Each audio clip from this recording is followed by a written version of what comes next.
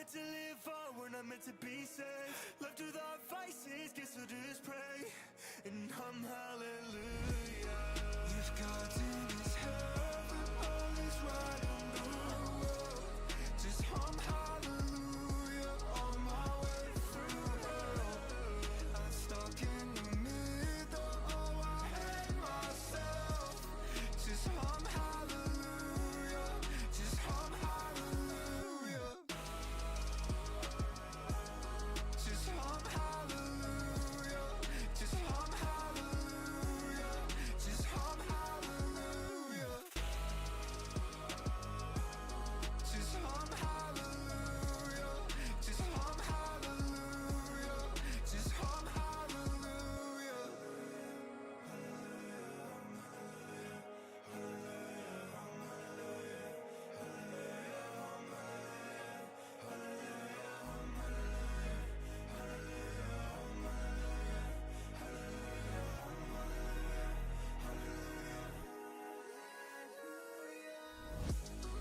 If God's in his heaven, all is right in the world. Just hum hallelujah on my way through hell. I'm stuck in the middle, oh I hate myself.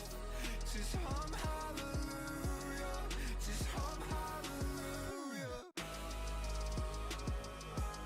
Just hum hallelujah, just hum hallelujah, just hum hallelujah. Just hum hallelujah, just hum hallelujah, just hum hallelujah. Good morning. How are we? Happy whatever the fuck today is, Monday. It's Monday, right? Plan for the day. We start with Journeyman actually, because we need to get this evening's Journeyman recorded. We have part recorded, at least I think we've part recorded.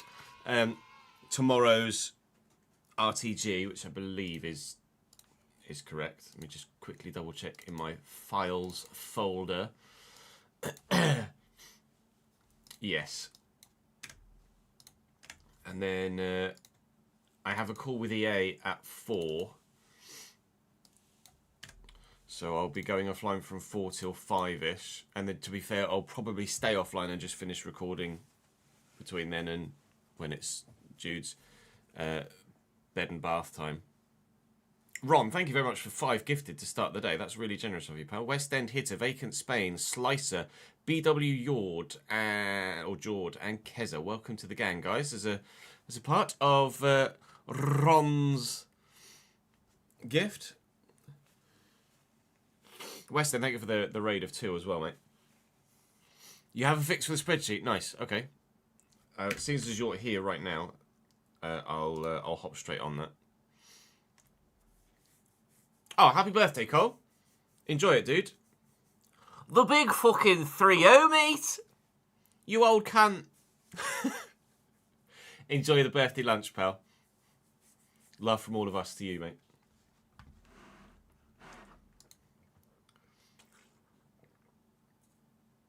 You don't need to apologise, West End. It's very generous for you to have sent anyone across. I couldn't resist, Cole. Sorry, mate. Cheers, chaps.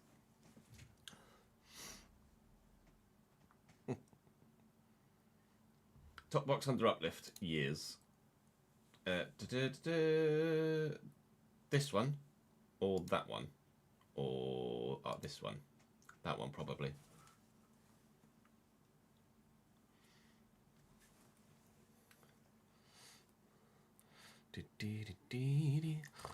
Rory staying up late again. I'd love to see it. Your sleep pattern is fucked because of my streams, isn't it, Roy? Let's be honest. It's very good to see. Very kind of you to drop by so regularly when obviously the hours aren't great for you guys that side of the planet. Add minus M37 after the 20,000.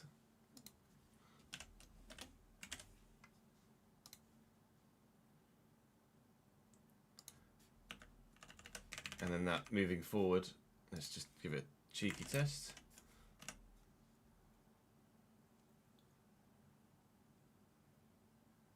would be 9 million. What is the 12th? Hang on, let me try and figure this out. So we've gone 9 million plus. Oh, there's more. Sorry, my bad.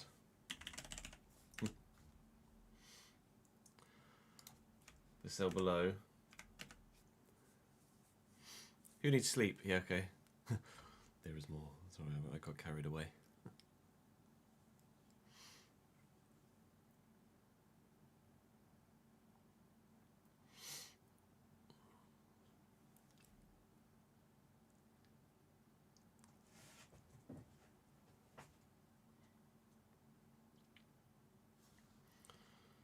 So yeah, we'll do Journeyman first. We've got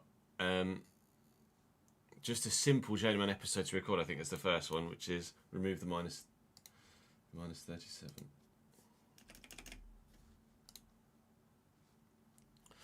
It will be the same for all, so remove the minus 37 out of all of these.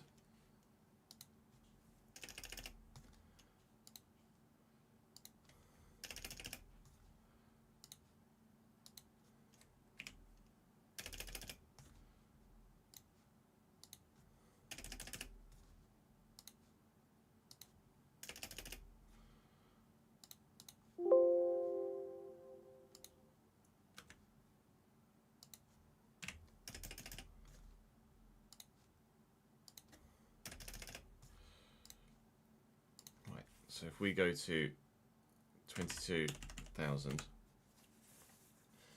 then he's only gonna fucking done it.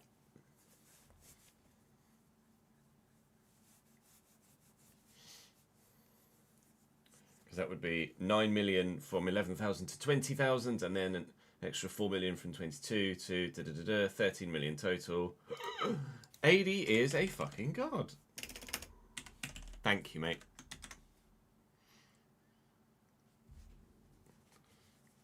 You hero.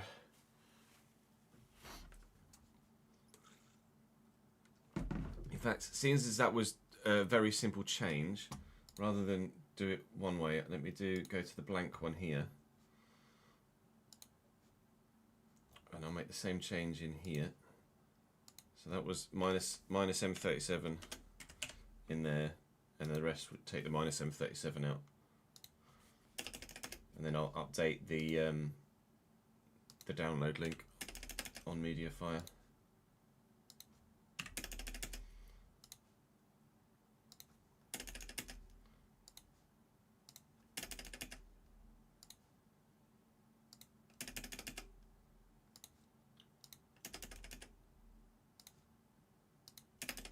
So then everyone that wants the blank one has a fully up-to-date one. Just reversing the formula to allow initial rather than ignore it. Yeah, that was effectively... Oh, Christ, I wasn't expecting that to just hit me in the face. That was effectively just a misunderstanding, wasn't it? Well, me, not necessarily misunderstanding, that was me not explaining it properly enough.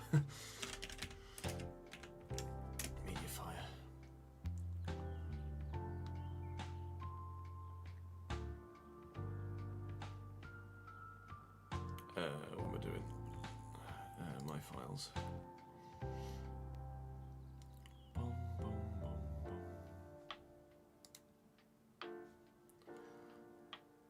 Upload.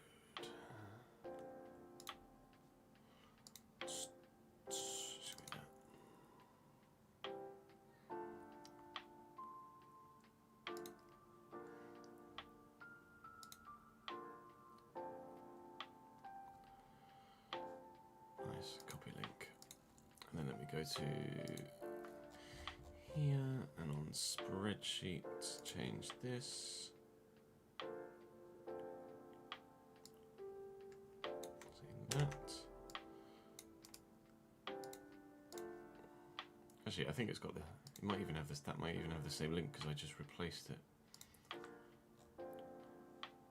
It might actually still have the same.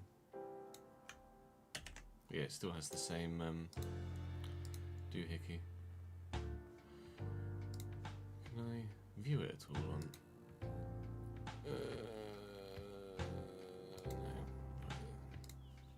Right, so the spreadsheet link is updated on Mediafire.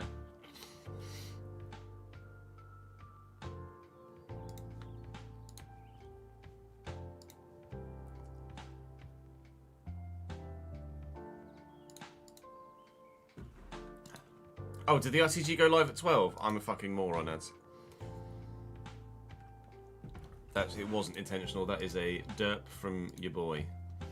Somehow, I've managed to do that. Alright, fair enough. Everyone gets an early RTG video.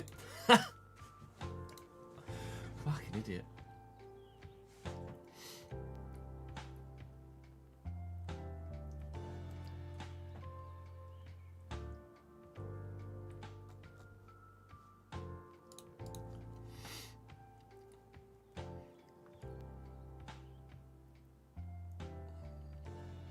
Yes, AD. I updated it when you sent that fix, and then I've just updated it again with the stadium stuff.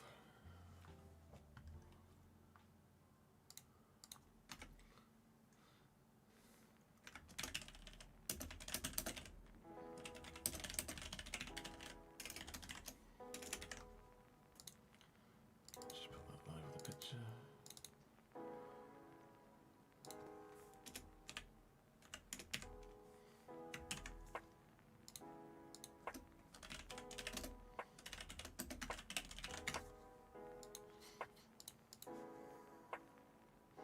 All remedied indeed. Yeah, I can well imagine there's a little bit of frustration at Crystal Palace at the minute, Adam. That's all right, Eddie. Appreciate you the dropping in whilst you're a busy boy. Bum, ba-dum, bum, bum. No comment. Yeah? So this first episode is going to be pretty straightforward. I think it's just 3 games. Ferlandam, PSV and Herningan. And then, is Ferlandam at home? It is. I'd be tempted to sim Ferlandam. And then play NAC at the end of... Well, it depends who's where in the league, really, doesn't it? Ferlandam are just like, on paper shite, but actually... What in the fuck are they doing 4th? Alright, we'll play it. Jesus Christ!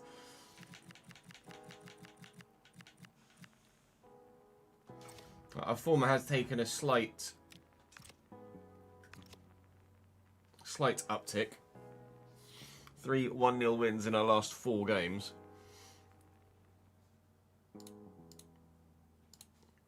So we'll try and get something out of these games today. We should have time to finish the RTG video as well before 4 o'clock.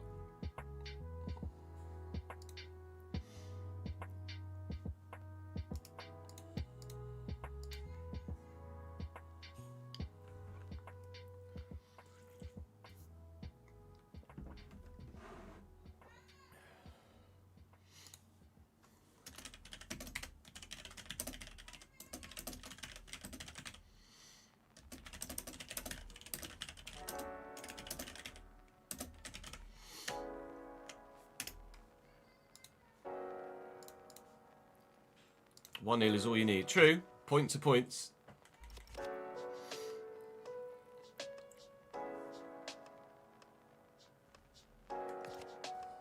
Utter chaos is what happens in the AFCON final. Nothing more than utter chaos, I don't believe.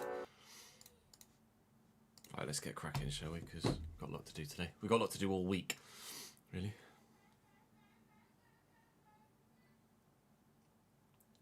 Welcome back to the Journeyman here on FC26. Things have not gone very well for us so far this season, but in the last episode we got 3 1-0 wins of the 4 games that we had. We ended up losing 1-0 to Go Ahead Eagles, but the other games went our way. So a corner may have been turned, we hope, as we push into today's episode. The plan was initially to sim Ferlandam and then play PSV, Herningan and NAC. Turns out Ferlandam are 4th in the bloody table so far this season, despite being on paper, one of the worst sides in the division. So we'll be playing that one, and then we'll push forward into the next episode. We are still keeping a keen eye on the managerial market. We mentioned the Toulouse job that's currently available in the last episode, which actually got an interesting, a more positive response than I thought it would, actually. 2 jobs available in South Korea at the minute, but we won't be going to Toulouse at this particular moment in time. I don't feel like I deserve, with the drop-off in form that we've seen, the opportunity to move to a side that are fighting for promotion, albeit in a second division in another country. I don't feel like we've earned that yet. If we can turn this ship around at Zwolle, then yes, I feel like we could deserve either a lower-end, top-flight team in a top European division, or a promotion-chasing side in a second division in a top European country. For now, though, we're just going to jump straight into the game against Ferlandam. The RTG video today went up slightly early, so do make sure you check the channel page for that if you missed it at 12 PM rather than 3 PM. Of course, this video will come to you at 6, and we'll continue to have videos for you every weekday moving forward, as is the past insert decade of the life on the channel. Do drop the video a like if you're enjoying, though. I'd appreciate it very much. It does help the channel do well. And of course, subscribe to the channel if you haven't already, so you don't miss out on any more. Links in the description to Twitch and to Kick as well if you want to come across and join me on stream on a platform that isn't here, because of course we live stream here too. The new signings have made an impact and are starting to grow in that impact as well, as they settle, learn their roles, and just in general, I'm getting a bit more used to them. So fingers crossed, another 1-0 win? Question mark. Afternoon, Ferlandam. How are we, mate?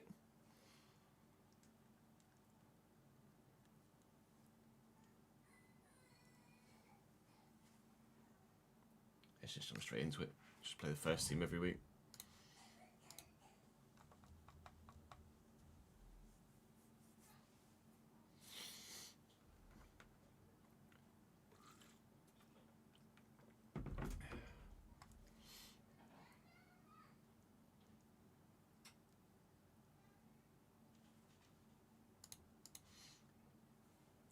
Howdy, howdy, howdy. How are we, Tozzy? Not dying at all today. I hate winter. Ah, Connor is still feeling poorly then. Sending well wishes, mate.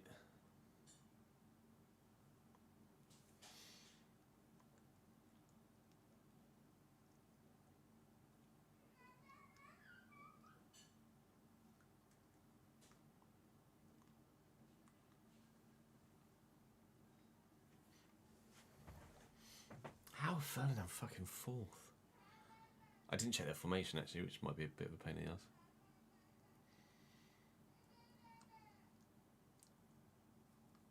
Still at work, refuse to take sick days. You're a braver man than I.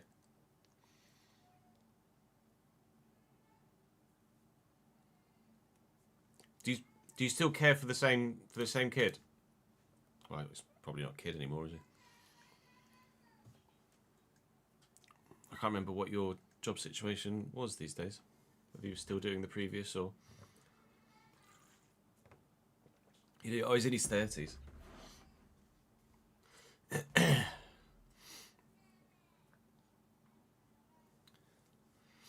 Team leader in the same job, so that's it. I knew there had been a change, but I can't remember what that change was. Growing to 6'11" between go... What the fuck? And that's just organic in-game, is it, Rory?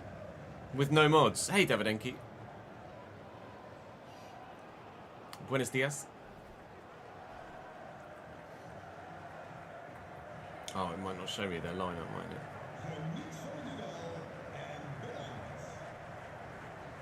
Go on, do it. I think this is the screen that it's supposed to be showing it. Hey, Keeps.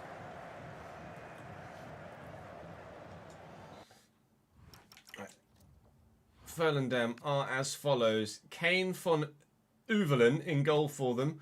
Ugu at right back. Mbiamba, Sayas and Erlers. Playing a... I hadn't noticed they're playing a fucking 3-back. That's annoying.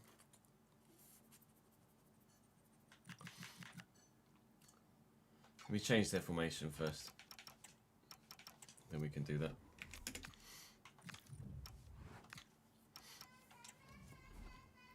That's my bad for not paying attention at the beginning.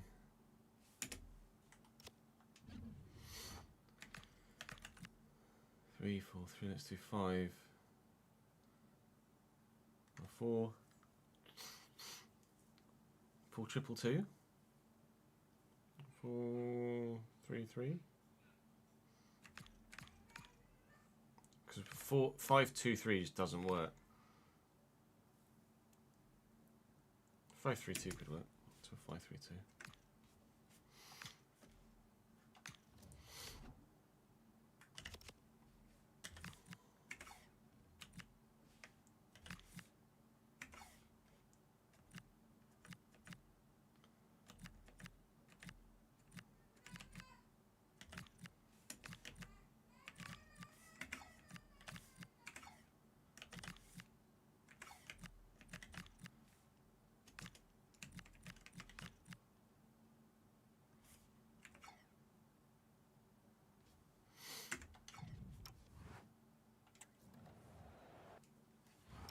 Just kick the ball out of play with them.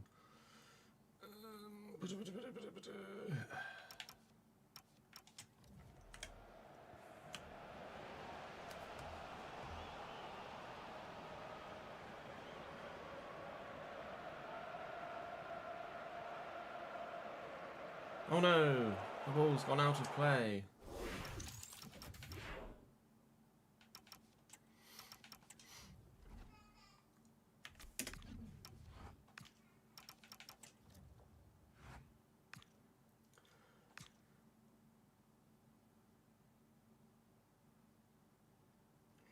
I just won't fucking show it. Because it looks weird now, doesn't it, with subs being shown.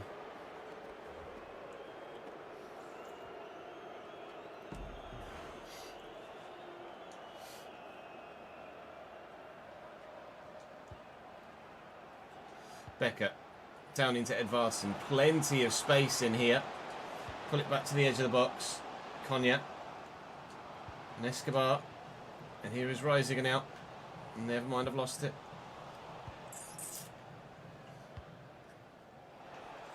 It's Ehlers. Just knocking it back to Yar. He's kicked it straight at Reisiger, but he can't get it under control. Van Krausen. Kuniakis and Van Krausen again. Von Krausen. Nice ball round the corner into Tielemans. Not that. Did that hit an arm? It didn't, apparently. Firmly struck. Escobar with Sarr in front of him. Well, yeah, I need to change. Let me change. I need to make this change permanent in the roles. I need to change him from attack to support. Then he won't just fucking stand there in the middle up against all the fucking defenders, and I'll actually maybe be able to find him in a channel.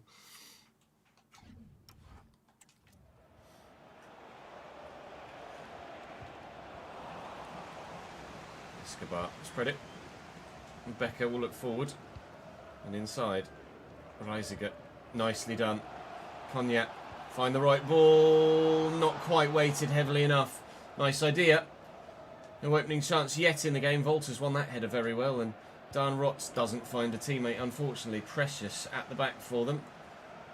Ferlandam, on paper, actually are stronger than I thought they were going to be, with some mid-70s players, quite a few mid-70s players actually. I expected them to be kind of early 70s to late 60s, really. But to be fair to them, they're just a slightly above average side, having a very above average start to the season. So we've seen a number of sides in the Eredivisie have players above 80, which is not something that we have the luxury of at this particular moment in time, with finances just not stretching far enough to sign players of that quality.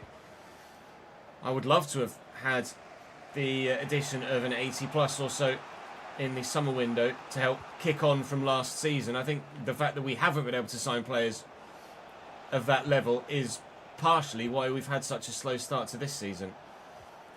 Because the side, whilst it has slightly improved, it's not massively improved, whereas others have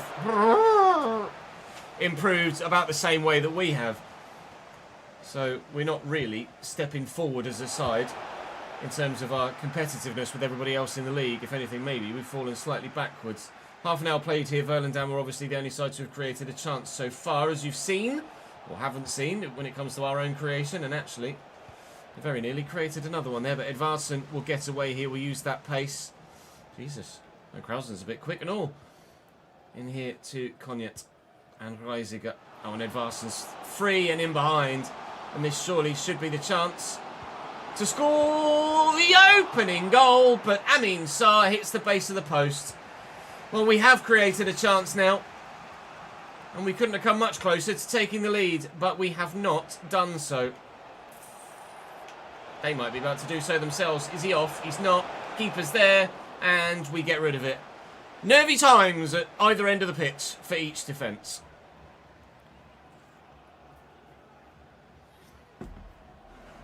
Improved accuracy for fancy passes, including Travella's contextual inventive animations. Your keeper has that. Why not?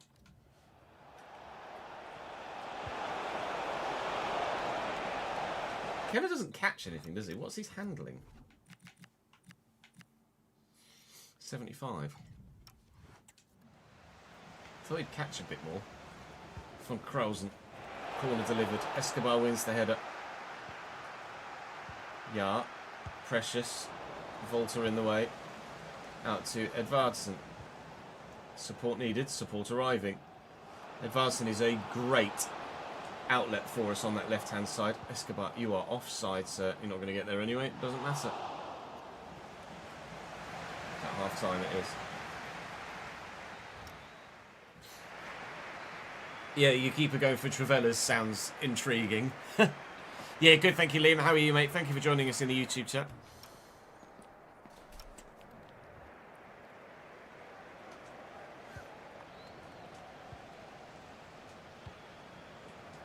Tappe. And Rotz. 1-2 maybe? No, okay.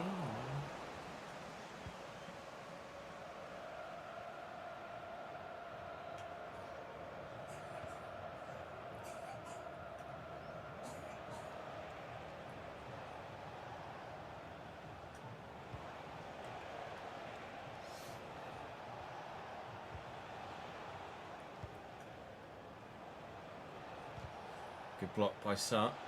Trying to defend from the front. Still come forward though. And now they're in our box. And now they might be about to score. Keller makes a decent save. Ferlandam are so much better than I anticipated they would be. To be fair, maybe I underestimated them last season. Strike. I remember simming Ferlandam because I thought they were going to be rubbish and then they beat us. I'm not sure what their reputation is like in the Netherlands. Or what their historical competitive is like in the Netherlands in the Eredivisie, but I certainly didn't expect them to be as good as they were last season or have been this season either. It's a lovely through ball that very nearly works. On the hour mark, I think we might be needing some substitutions here just to change things a little bit to find a way through. This is a lovely run by Rotz though, but I don't really have anyone I can actually get the ball to. Unfortunately, Cognac will look for Rotz again, and through that gap could be Amin Sarr, but that gap was not where the ball went. Philo, what, and those of you that know the Eredivisie, what's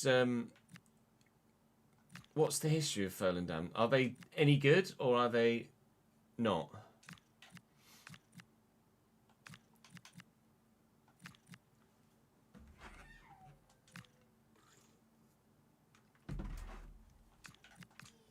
So they might be thinking of him at right back, but no.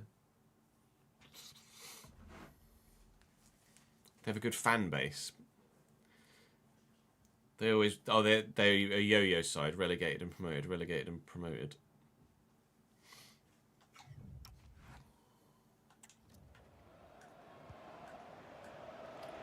It's like a Norwich or a Burnley.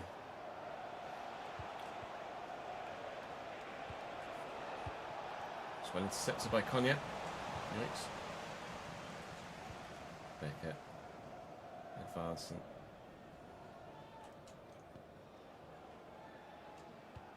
Nice, good movement by Rotz. And a good turn as well. And Sarr could be played in here.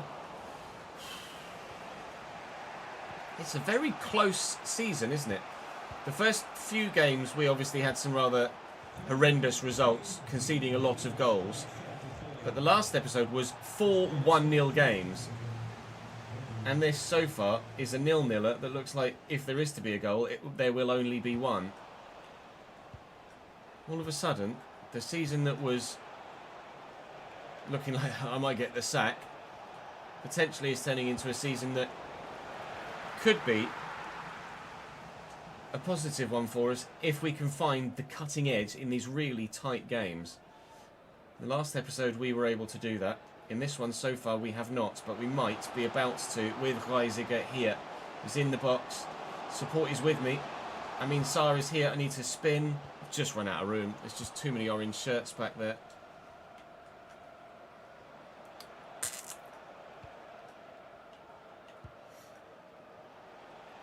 Made substitutions a while ago. They haven't had the chance to come on yet.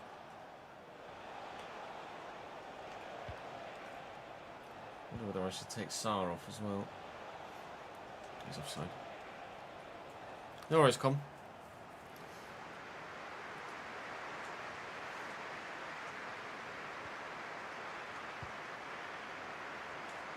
Give and go with Dina Rabimbe. That's what I asked for. It's not what I've gotten. Into Fumagalli. I'm going to lift it. And hope that means Sarr can get on the end of this. Precious does very well.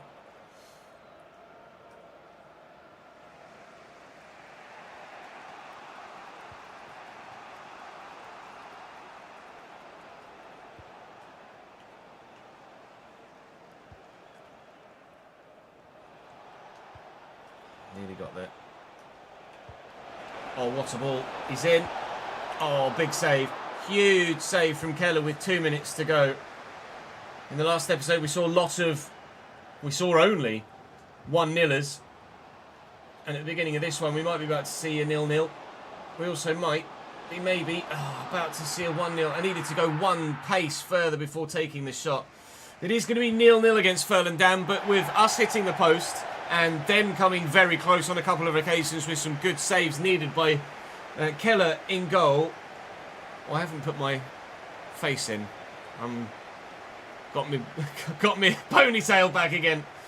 We are 0-0 at the moment, and we'll take a point from that game. But with the season that they're having so far, that's not a terrible result, and it's another clean sheet for us. Moves us up to 12th, and slightly underperforming PSV on the way next. Just want to put my face in.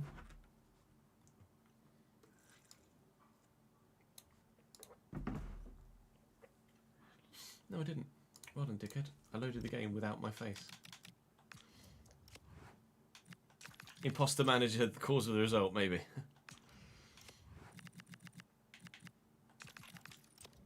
I could remove that maybe file now, can't I? As well. Let's do that.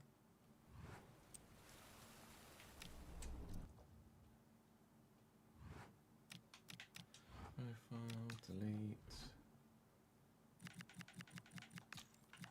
Oh, give me a sec.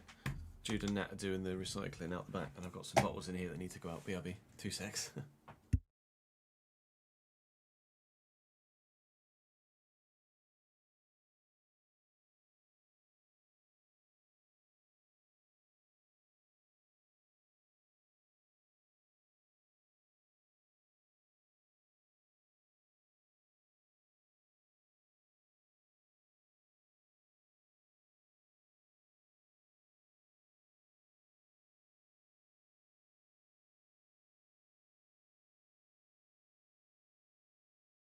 Handy having a window there.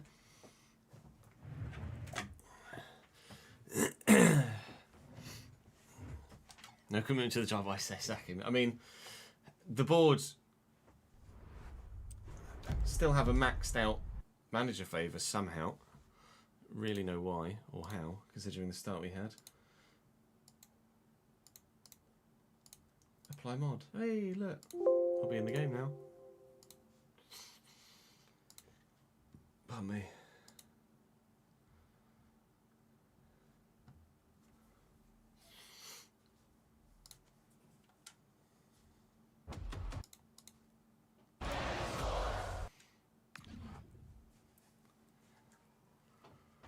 They are going in the recycling bin, Kev, yes.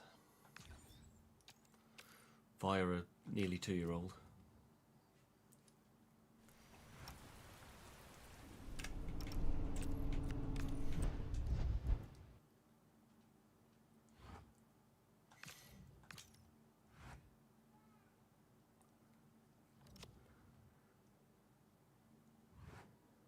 Just going to play PSV with my face. Hey, Truth Boy, how are you, pal?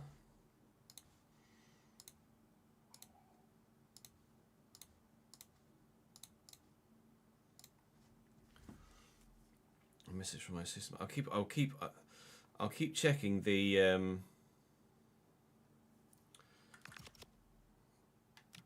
job market. There's just one job available in Asia at the moment, which will be something from South Korea, presumably. Yeah, Ulsad is still available.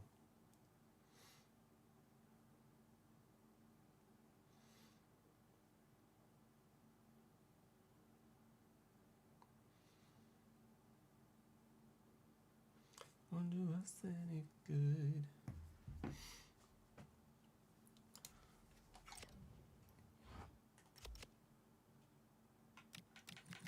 I don't know if you ever really see the assistant, do you, Tozzy?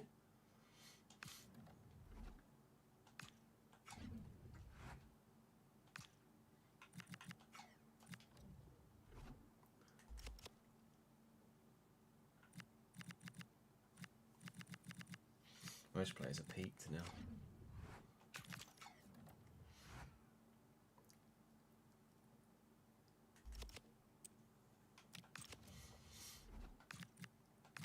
Granero can start.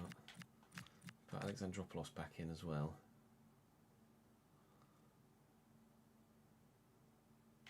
I'm going to put Fumagalli out wide. I'm just going to put players in that were with me last year and see if we can see if that changes things.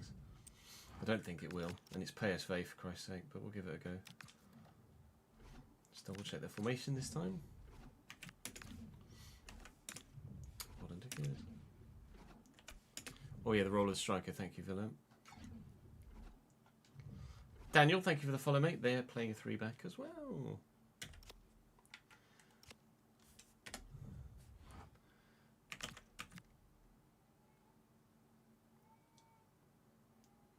I'm going to go full 3-3 attack for that.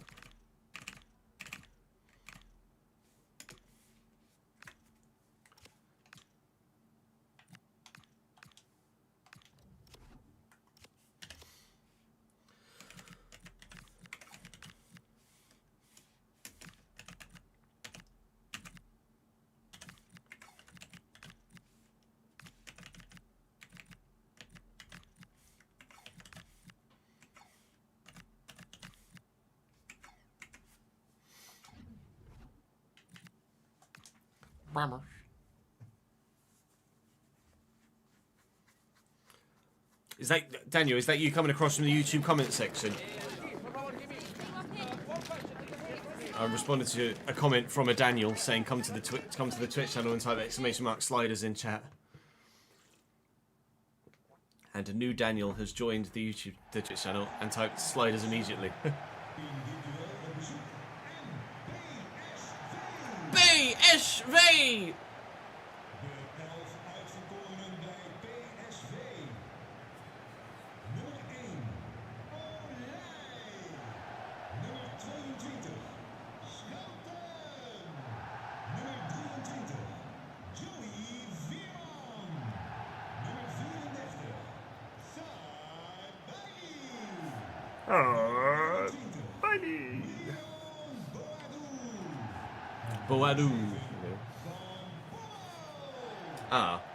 So best defense versus worst goal scoring side. Best defense versus worst attack.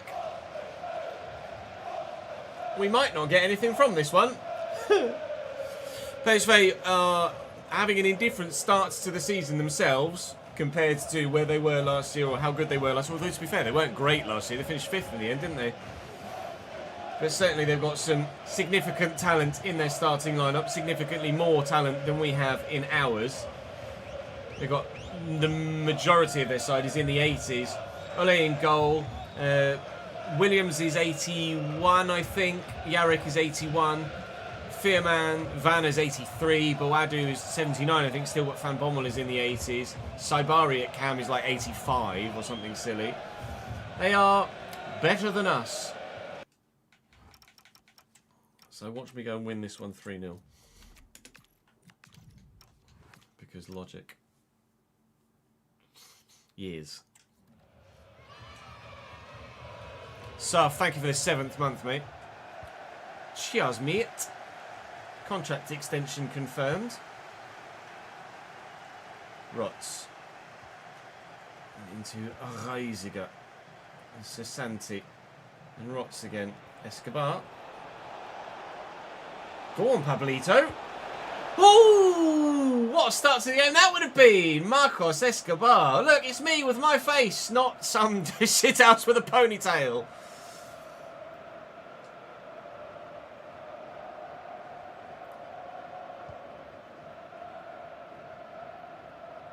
It says PVS.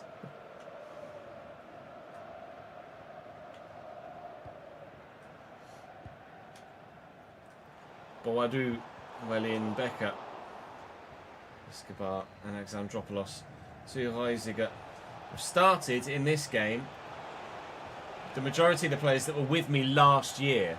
So a lot of the new signings have actually dropped out of the 11 for this fixture. And I'm seeing if last year's team actually plays any better, or last year's players play any better, and it's maybe just me still getting used to the new signings. That said, a new signing is the man in behind here in Dan Rots.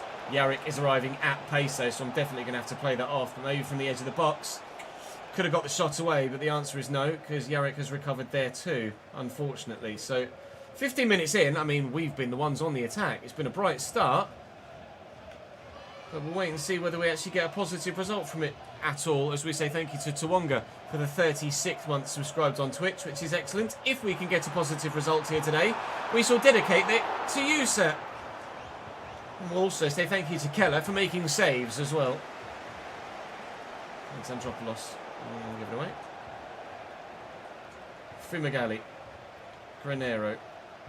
Fumagalli again. One way, then the other. Ay.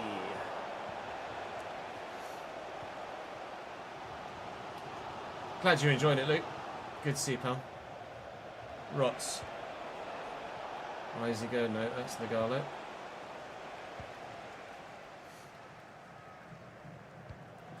Oh, that's a lovely ball. Into Van Bommel. Escobar's going to pick that off. PSV are getting a bit adventurous with their passing, and it's not working. And they've given me a free kick there, which will give us the opportunity to maybe attack them again. Never mind then.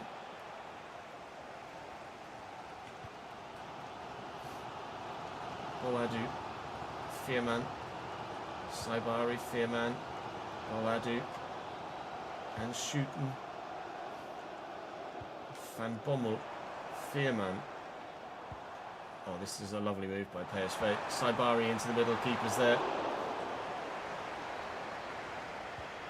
Another tight game with not many goals in it.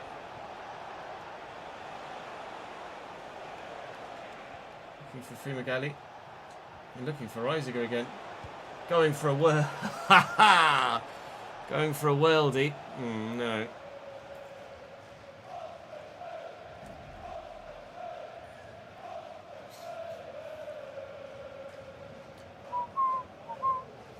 Yes, Dabrенki. You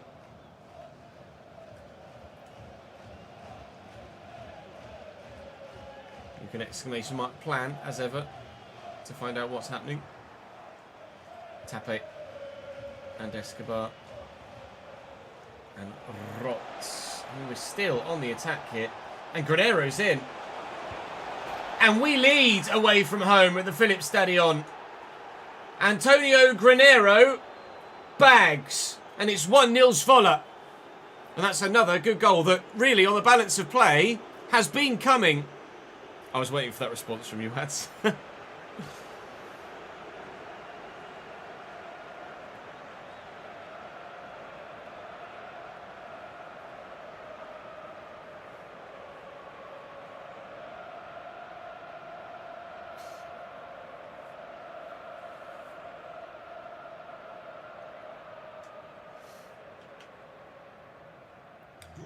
That might be the change in the role, though, that allowed Granero to be in that position to get the goal. Down the wing here for PSV and Fearman. They've gone on the floor. That was just pure luck, but anything I did there was going to end up with the ball potentially going to a PSV man. Boadu. Go on, I'm happy for you to go down the wing. Fauria. Chill. Shooting. Away. We'll hold the lead till half time. You forgot everything after your visit to the bank this morning. Was it just a bit overwhelming?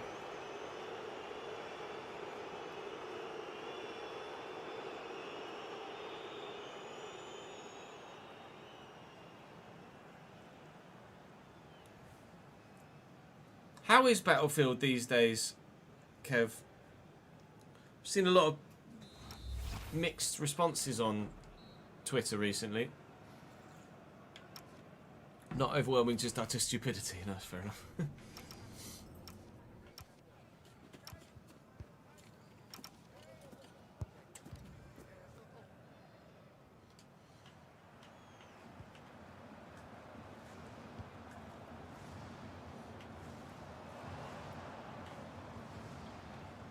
Lovely ball.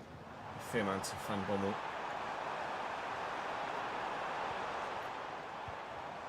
Well in, Rots. Go left or right is the question. Nowhere, apparently, is the answer. Rots again. I'll try and dig this out. And we've kept it in. Well done, Fumagalli. Lovely ball into Alexandropoulos. Fumagalli. Oh, brilliant ball into Granero, and Reisiger just doesn't have the agility to turn away from the man. That would have been a brilliant goal. It's probably a foul, yeah, given as such.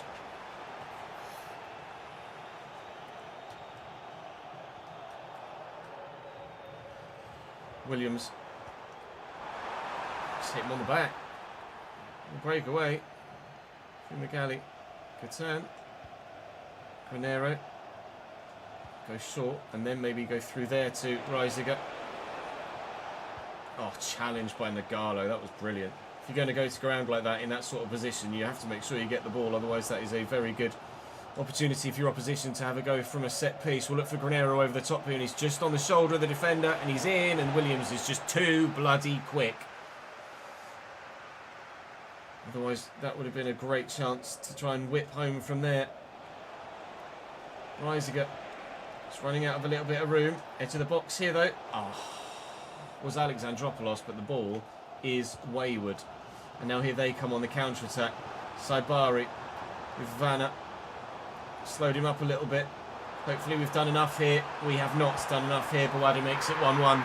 Fair enough. That is the textbook counter-attack that PSV needed to score the equaliser on the back of all of our offensive pressure. 1-1.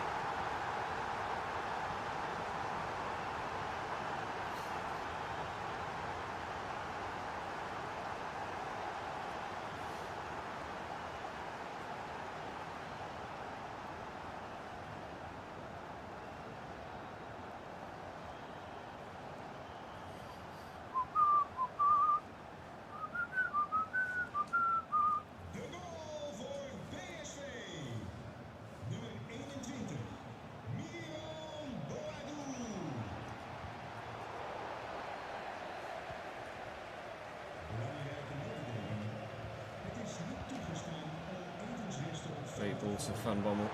He's got it under control eventually. Digs out a decent ball. Win this, please.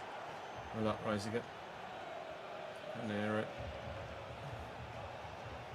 Take this a little bit slower. Allow players to get forward in support. Fumagalli. Here comes Granero. In there is Escobar. And around the corner here, could be, is Rots. It's a great block. Escobar. Well held by Oli in goal. All right. we've still got the opportunity and the chances here to try and get something from the game in terms of a victory. I'm going to bring Edvardsson on out wide on the... Well, let's just swap those two over then, shall we? On the left. And Sand is going to come on at cam. And maybe we can force the issue here for a winning goal. Be happy with a point, though, but obviously 3 would be fantastic.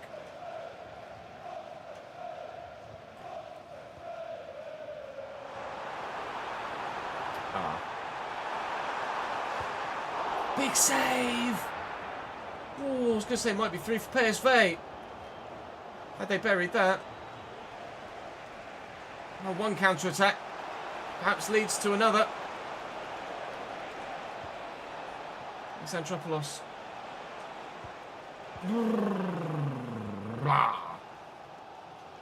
Well in. Early ball. Oh, nearly. We've come close to potentially winning this game. PSV have come close to potentially win this game. I think a point would be a fair result. All of our pressure hasn't really resulted in clear-cut chances. And being away from home here. Oh, you take what you can get. Thanks to Keller continually making saves, we are getting something. Yeti shooting going off for them. If they make a change in the final moments as well. We weren't happy to see Schendelar leave. And then when Keller came in, he was a little bit iffy to begin with. But he's certainly finding his feet now. He's made some very important saves in today's episode alone. We are going to get... Come on, Antonio. You absolute melt. You've got to be stronger than that. We are going to get a point away from home against PSV, which is not a bad result at all.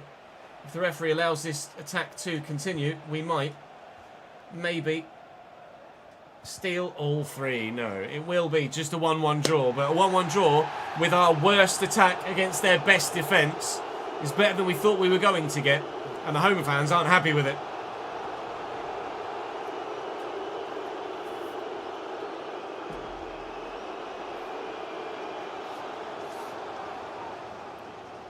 Oh, campaign on World at War was banging.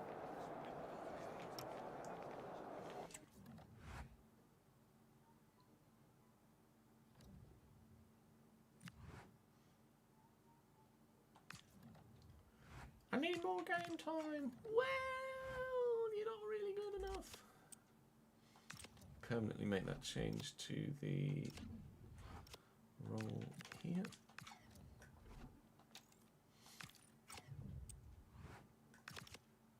Black Ops 1 campaign was very good as well, yeah, agreed.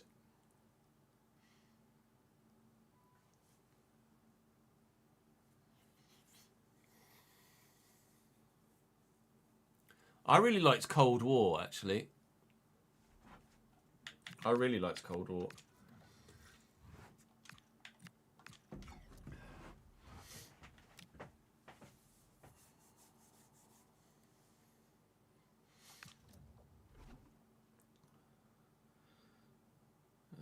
I mean, don't change the side that just did well, huh?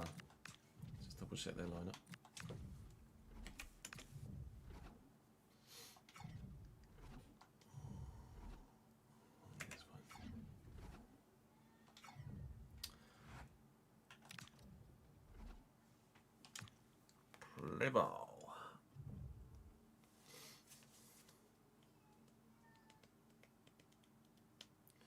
Thing is, all the devs that made those original games aren't there anymore.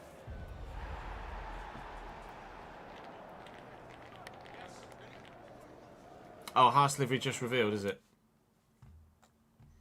I knew they were doing it. I knew they were scheduled to do it today.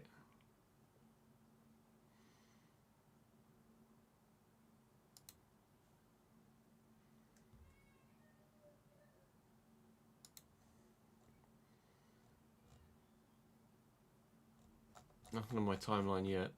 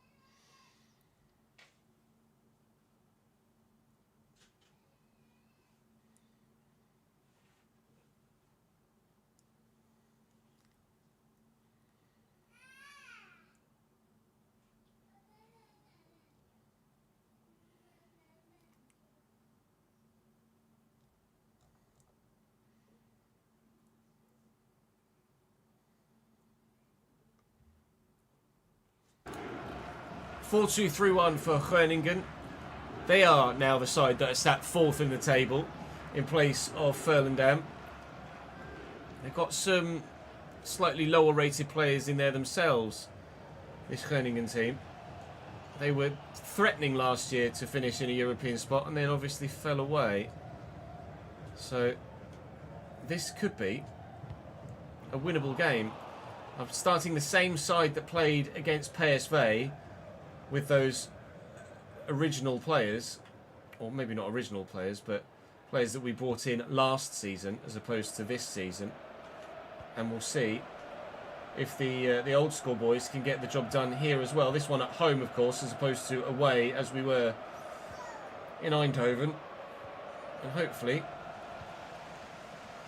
back at home, we can get the job done. It's been a couple of draws so far. Wins get you up the league, not single point hauls.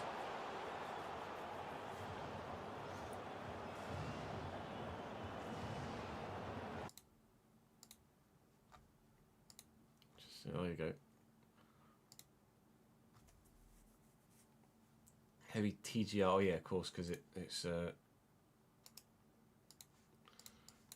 Toyota Gazoo Racing now, isn't it?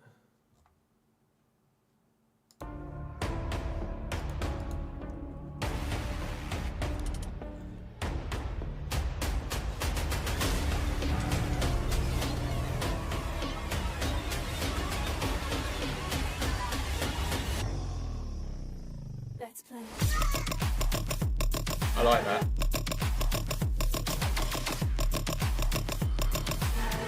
More white on it.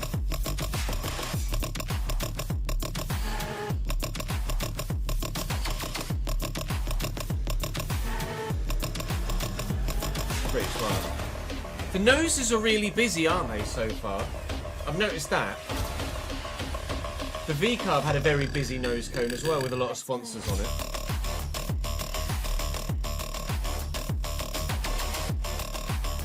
The big GR on the engine cover looks really good as well.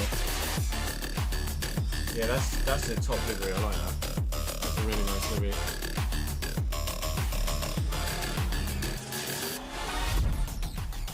Yeah, I really like that. That looks smart AF. But yeah, really busy nose cone with lots of sponsors.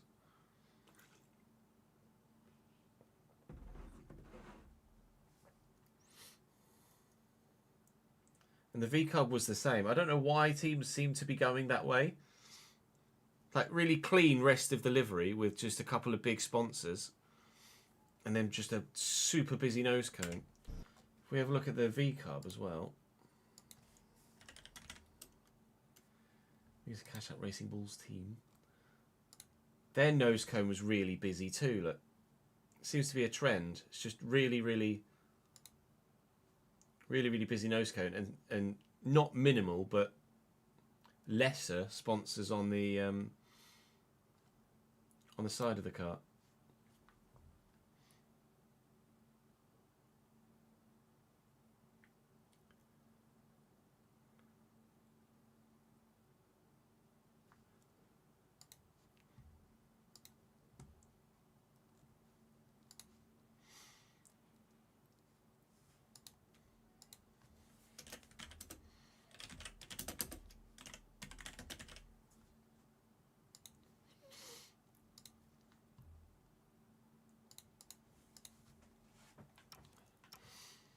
Yes, Jack, if you go ! Spreadsheet, then the bot will respond with a link for you to download it.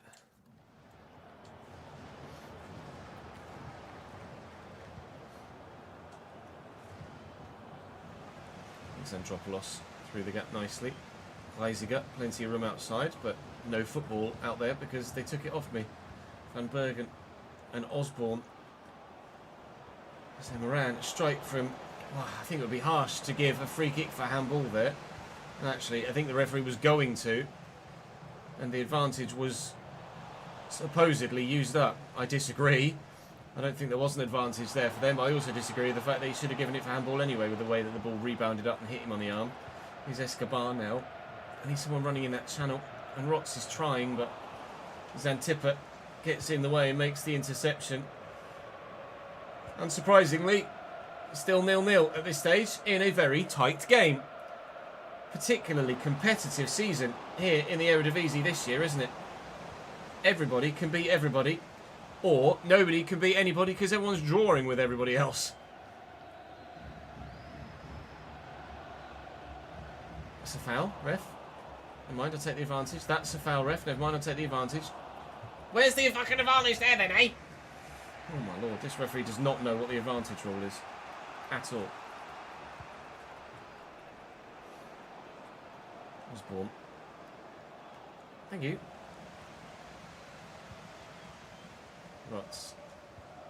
Escobar. Tried to poke it across the Rots again, but can't. Osborne. It's a little bit lucky. This is building well though. Von Bergen. And Schroeders. Oh, and how's he squeezed that in from there? That's a brilliant finish. And Herningan take a 1-0 lead. I need to see a replay of that to see quite how he was able to finish in such a fashion. Tom van Bergen with a very, very good goal to give Herningan the lead. There's your halfway line. I haven't updated the game because of my mods. You guys don't have this bug anymore as far as I'm aware. He's really squeezed that in. First time. That is a top quality finish. Bugger.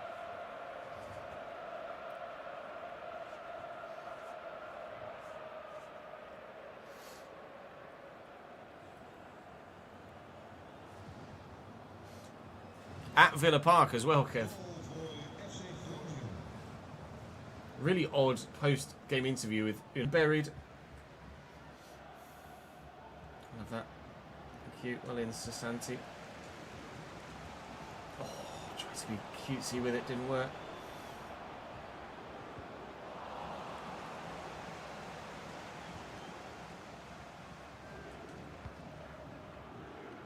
Escobar. It's running the channel nicely here, Granero.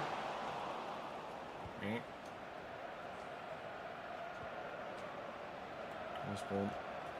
Can't quite get there. Oh, lovely ball out wide to Schroeders. What a challenge. Wow, he really had to reach for that. And he got there very well. Give Reisiger an early for Granero. Has he got the legs to get away? There's two defenders with him. He's turned well. Still showing good strength and lays this into Alexandropoulos. Oh, scores a bloody screamer. The movement on that. Up, down, left to right, buried in the bottom corner. Sotiris Alexandropoulos. 1-1. Wow. Hopefully we get a decent replay of that one. And indeed we do. From what, 20 yards plus? 20.6 metres. Oh, the movement on that is ridiculous. That's such a good goal. Welcome back to the first team, pal.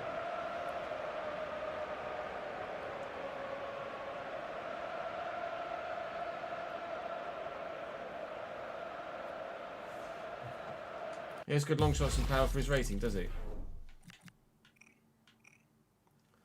Long shots, 77. Shot power, 72. Bosh.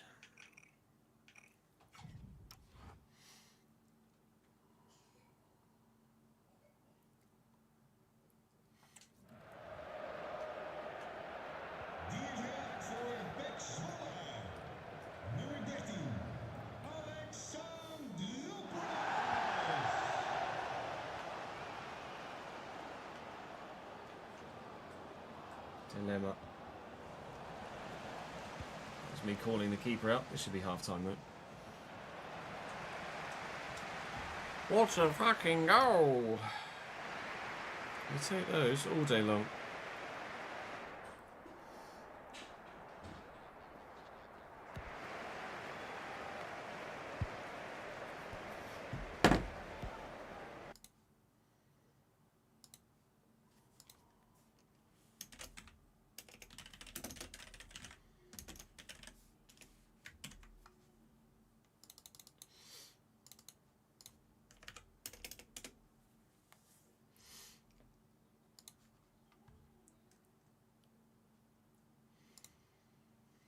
Deliveries on these new cars so far have all been top. We've seen 3 of the new era. And they all look very, very good.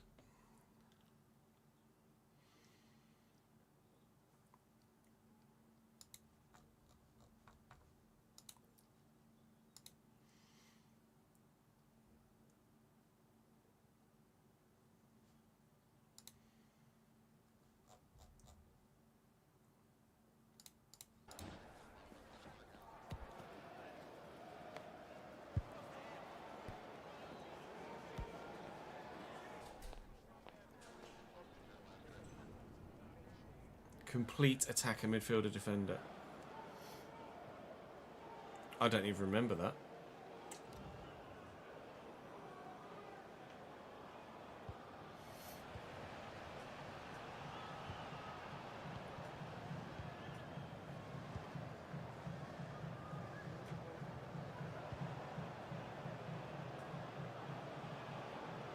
Emmeran. Oh, wow. Yeah, he's fast. Very fast. Van Bergen. Tape's in the way. I don't think that's a pen. I think he's got his hands by his side. And VAR, I think it's going to come to our rescue here. Tape. I think it hits... Actually, I think it hits him in the side first as well. His arm does come out after the ball is struck, but I think it's after the ball is struck. So, oh, it's just a picture. I don't want to take a picture, thank you. I think it's after the ball is struck that his arm comes away from his body. Yeah, look, it hits his leg, then his arm, and then the arm comes away. No pen. No pen. VAR says no.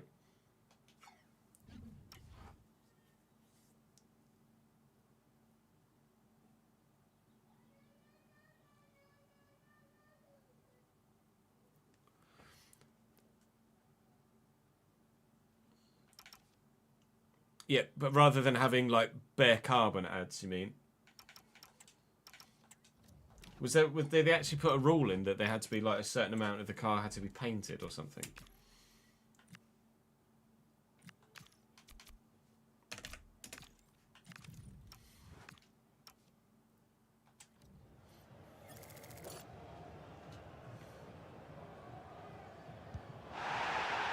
Oh no! Same trick we do all the time.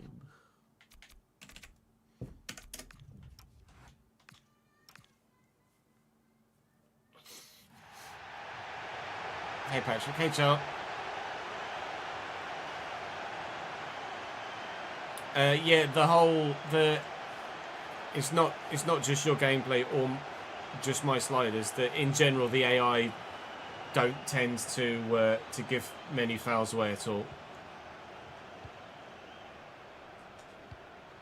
I think they just in general are a bit too robotic, if you know what I mean, a bit too considered in the way that they challenge, i.e. they know the binary percentages of chances of getting a tackle in or not, and just don't tackle. It's very rare you actually see a foul given for a mistimed tackle or anything in favour of you from the AI. For me, it tends to be handballs more so than anything else. Nice interception by Sasanti, that full stretch. Big long legs. That was meant to go to Granero, so that's good. Now you're out of position, aren't you, mate? And Tape's missed his challenge, and Escobar's going to have to get back in here, and has done, thankfully. Well, that's a lovely ball to Fumagalli, who's then just run straight into Macera. And Osborne. Oh, Van Bergen. Keeper does parry a lot. His handling stat isn't bad. It's 75, which is certainly good enough. But he does parry a lot. Maybe he's got a play style that means he parries a lot. I haven't checked. That's arguably a foul there on Escobar, but play continues here. Rotz's in the box, and Escobar could be arriving to finish. It's still 1-1 here. I wonder if Keller has some sort of play style that means he parries a lot. No. 75 handling, 80 reflexes, 80 diving, 80 positioning. He's 80 rated, but he just bats everything away. So far, it hasn't really caused us any problems. He's batting it away far enough that there's no rebounds available for opposition players, but it would be nice if he just held on to something every now and again. I'm going to take Reisiger off here. I'm going to bring Cognac on, and I'm actually going to throw maybe Alexandropoulos in at Cam instead, because, well, if he can finish again like he did earlier, then we're in for a winner, aren't we?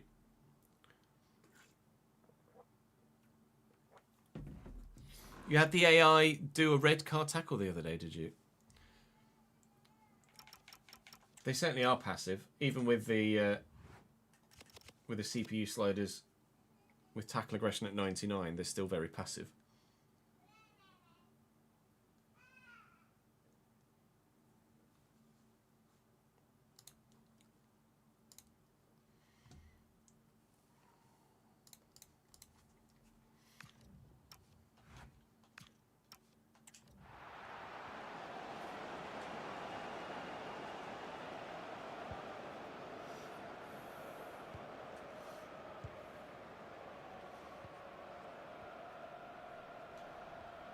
Rots has won that back.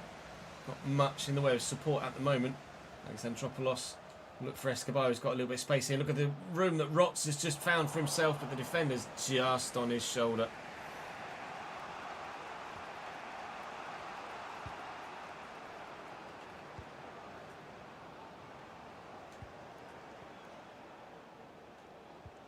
Well in, Fumagalli.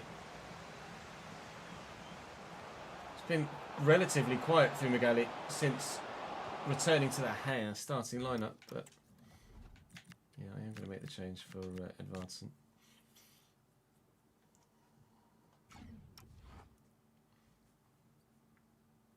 Walks White Tree, I'm not surprised. Yeah, good, thank you, Bob. How are you, pal? Good to see you, mate.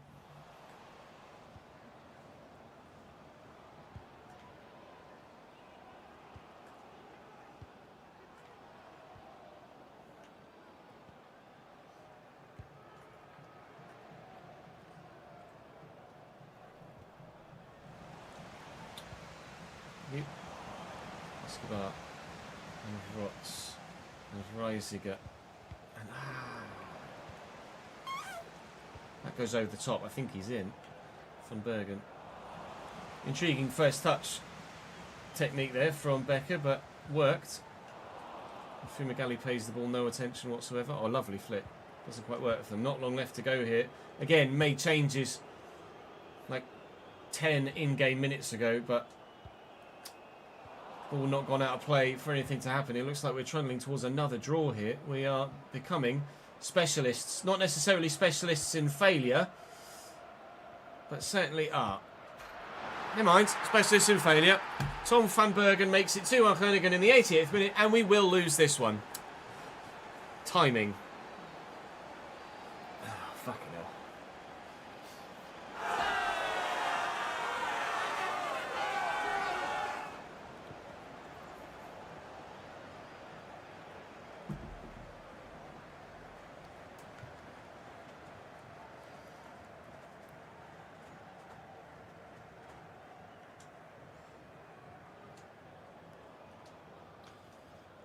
Well then, didn't it? Goal voor FC Groningen.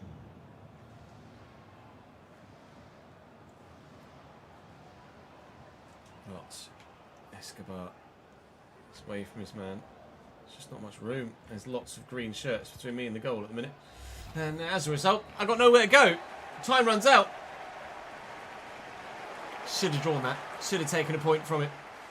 But fair play to Herningan for finding that extra half yard at the very end of the game. Maybe if those substitutions had come on and I had the fresh legs on the pitch, we wouldn't have ended up losing that one. Breda are now the side that are fourth. We seem to be playing everybody, whoever ends up in fourth place. We're currently 15th now, with 3 wins, 2 draws and 5 defeats.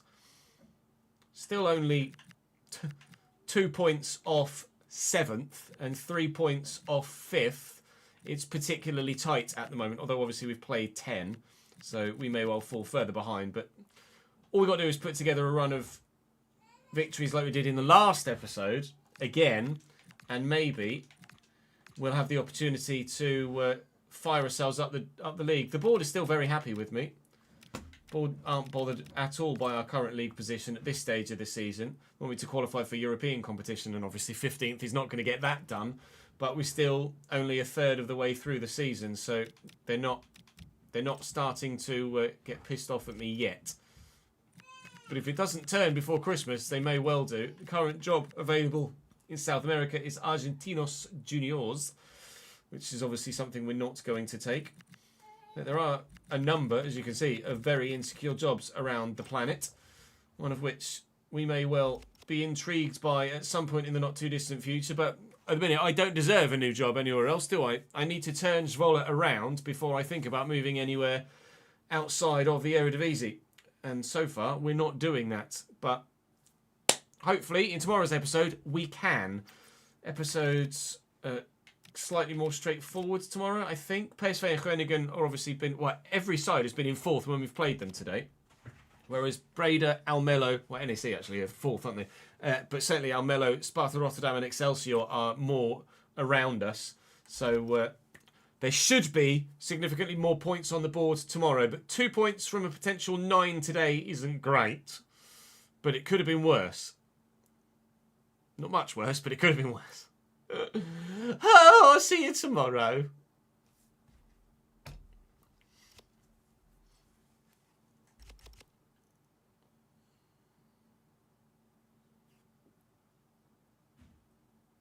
Three terabytes of storage space, nice.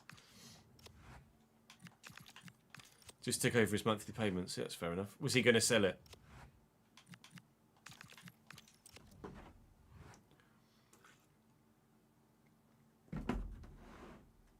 Oh yeah, he was going to sell it till you suggested. And then you can just sell your own, can't you?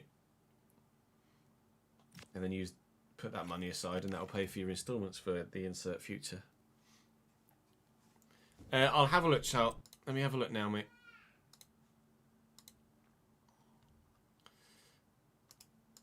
Let's have a look. Audience.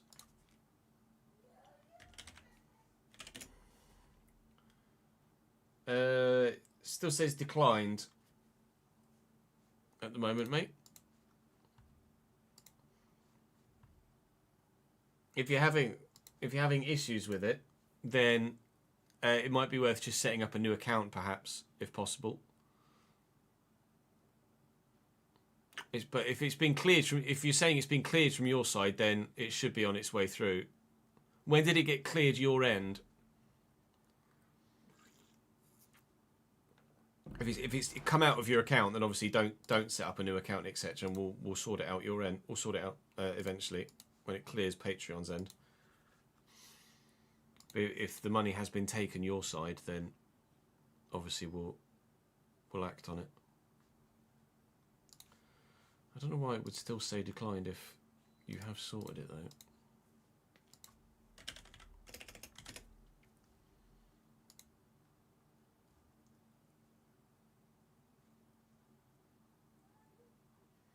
August 29th, same with the last one was taken.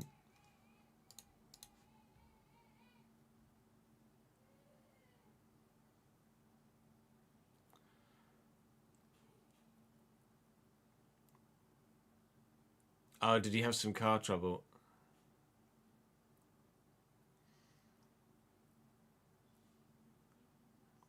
I've been there in the past couple of years. End up having to spend like $2.5 grand on my old car before then moving it on. Cleared about 2 days ago out of your account. Okay, so because we've gone through a weekend, if it cleared for you on Friday, then hopefully within the next couple of days, Patreon will acknowledge that their end.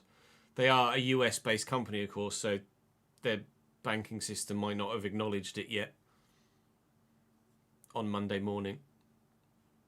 So if it hasn't updated by Wednesday on my Patreon, then we'll look into it, and I can always reach out to Patreon from my end as well, or you can.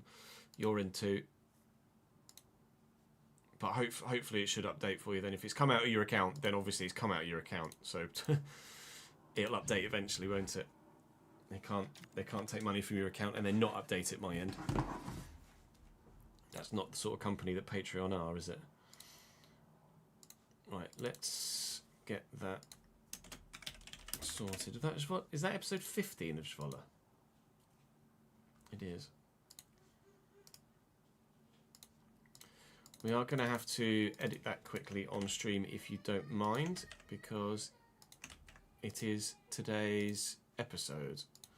So we'll just have a quick 10 to 15 minute interlude here whilst we get that done. And then we can switch to the RTG, finish off the episode we were recording in the last stream, and then start to record another one as well. Which is this one. There we go.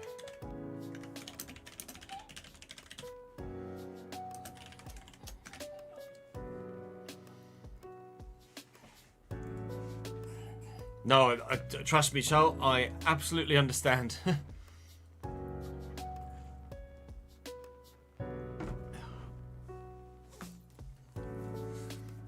It's still not been fixed. These front wheel alignments, mechanics said they should have been like a 0.9, whatever that means. When your brother took his car up for service, his wheel alignments was a 16.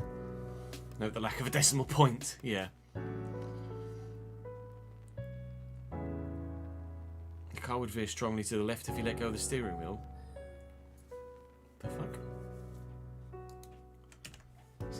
Sounds like something's actually physically bent rather than just a wheel alignment being out.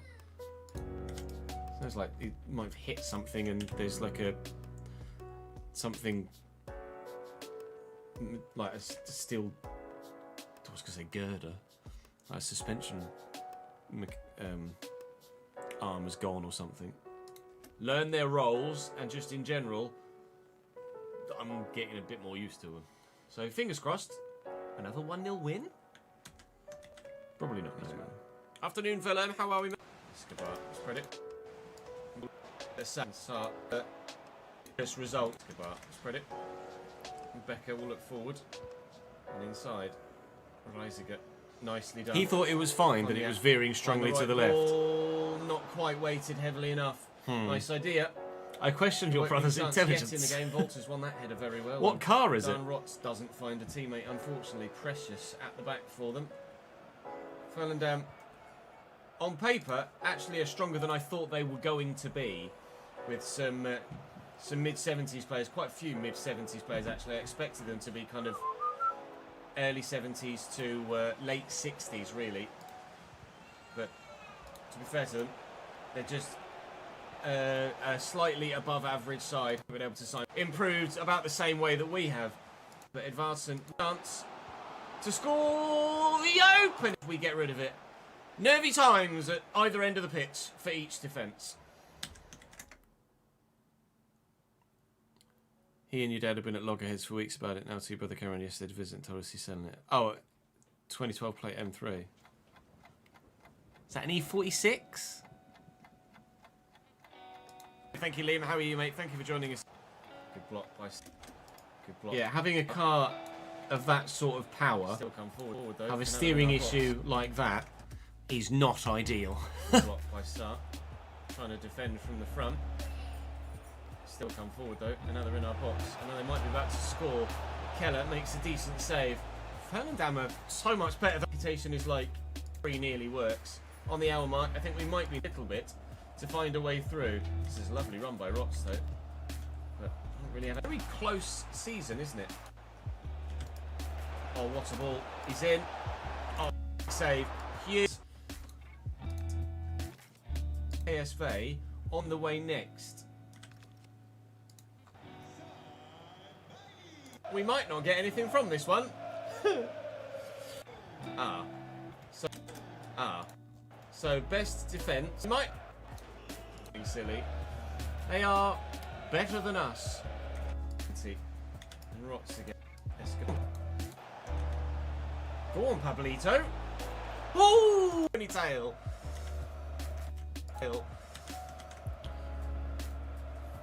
It's just not ideal. The car is just going when you let go of the steering wheel. Signings have actually dropped out of the 11 for this fixture. And I'm seeing if last year's team actually plays any better, or last year's plays. Heisiger. And we've been the ones on the result here today. We shall dedicate it to you, sir. He's had it for 8 months and already went through 2 sets of brake pads. How?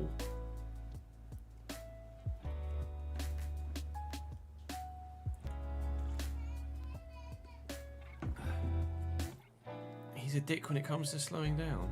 Well, does he just drive it like it's a race car and just brake super late, super hard? I think I'm inclined to agree with that, you know. Take away his fucking car keys. You can exclamation mark plan, as ever, to find out what's happening. And rot. And rots. And bags has been coming. I was waiting for that response from you. Has been coming. He's downgrading to a Peugeot 106. What the fuck? You forgot everything after your visit to the bank. Williams. Renero. Goes to ground defender and he's in, and William into the box here. We have not done enough here. Bawadi makes it 1-1. It's on the back of all of our offensive pressure. 1-1. Plus Escobar.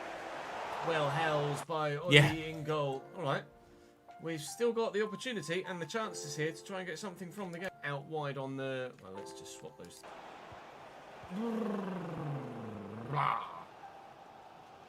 William. This game. With our... Actually win this game. Thanks to Keller continually. It will be just a 1-1 draw, but... And the home fans aren't happy with it. 4-2-3-1 Herningan away. So this could be a winnable game. I'm starting the same side that played against PSV.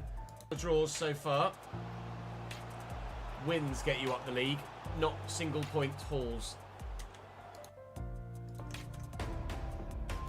Centropolis through the gap. Centropolis gap nicely. Centropolis through the gap nicely. Eisiger, plenty of room outside, but no football out there because they took it off me. Van Bergen and Osborne. Yeah, there's nothing very impressive about wrapping it around a lamppost with your mates in the car, though, is there? Well, I think it would be harsh to give a free kick for handball there. Actually, I think the referee was going to, and the advantage was supposedly used up. I disagree. I don't think there was an advantage there for them. I also disagree with the fact that he should have given it for handball anyway. Nobody can beat anybody because everyone's drawing with everybody else. But take away, very good on Osborne. Escobar tried to poke it across the rocks again, but can't. Osborne is a little bit lucky. This is building well though. Van Bergen, Schroeders. Oh, and how's he squeezed that in from there? That's a brilliant finish, and Herningan take a 1-0 lead. I need to see a replay of that to see quite how he was able to finish it. I need to see a replay of that. Quite how he was. Thank you, mate, for the 22nd month. Very, very good goal to give Herningan for the transfer budget. More, as far as I'm aware. Thank you, mate.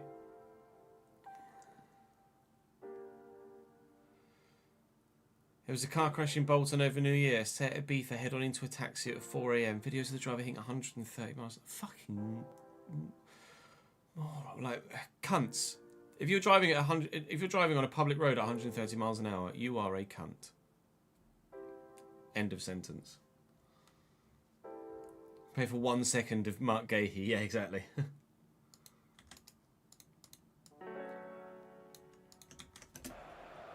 get that. Oh, lovely ball out wide to Schroeders. All right, Clarkson. Wow, cheers for that, Rory. Reach for that.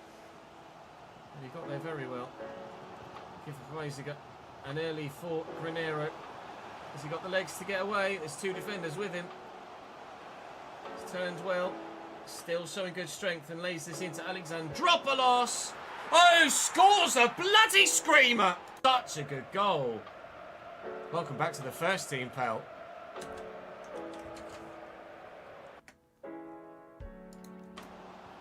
Very fast. Van Bergen. Tape's in the way. I don't think that's a pen.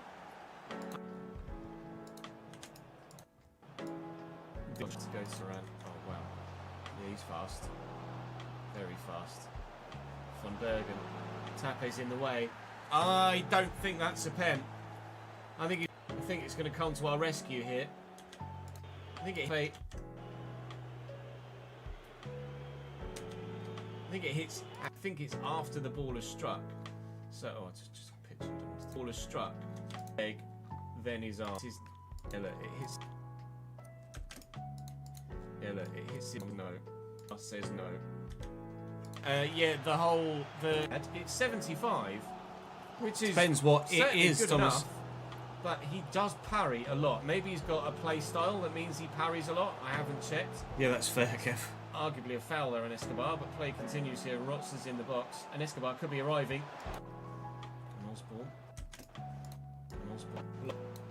Handling stat isn't bad. It's 75. Technically, he's correct. Which is certainly good but enough. the suddenly becoming stationary whilst travelling faster is obviously worse than suddenly becoming stationary Arguably a foul there on Escobar, when play going continues slower. Here. Rotz is in the box, and Escobar could be arriving to finish.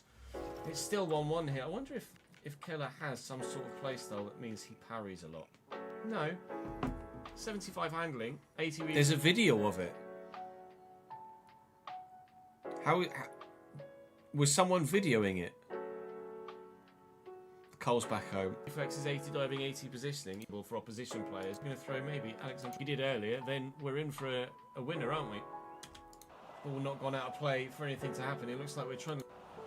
Intriguing first touch technique there from Becker, but worked. Fumagalli pays the ball no attention whatsoever. Oh, lovely flip. Doesn't quite work for them. Not long left to go here. Not long left to go here. Not long left. Not long left to go here. Someone's Ring doorbell camera caught it on. Jesus Christ. He was doing 130 miles an hour on a road that had it wasn't on a motorway or anything.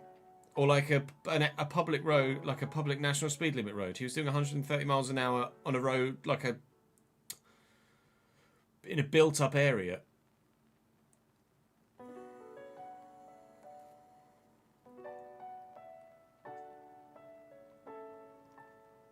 Not long left to go here. Again, made changes like 10 in-game minutes ago, but... And we will lose this one. Timing. There's just not much room. Lots of green. There's just not much room. There's lots of green. Did we come? Though obviously we not much worse, but I'll see you tomorrow. Right. Yeah, Morons doesn't even begin to cover it, does it, Az?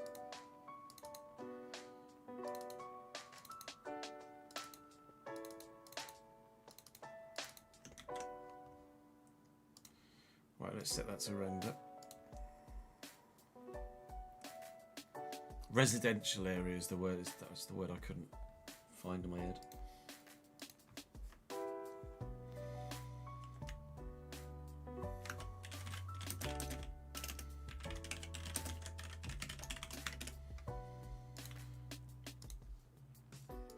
Right, we don't want ESPN Live. We don't want the Netherlands one.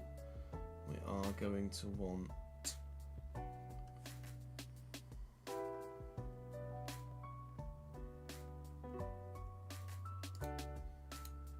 that one. And...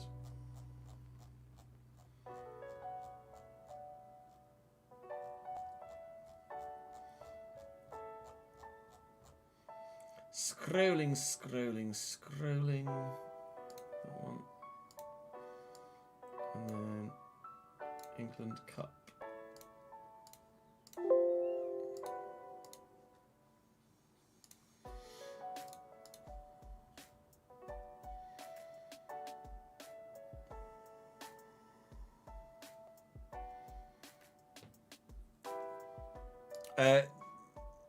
No, this mod manager isn't specific to FIFA, I don't believe. I think I think it's maybe specific to FIFA as a franchise, but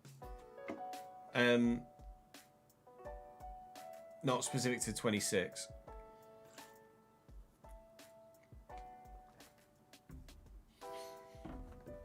Yeah, I think it's a franchise specific mod manager. Yeah, I think it's dubbed as the FIFA mod manager. It's in the game.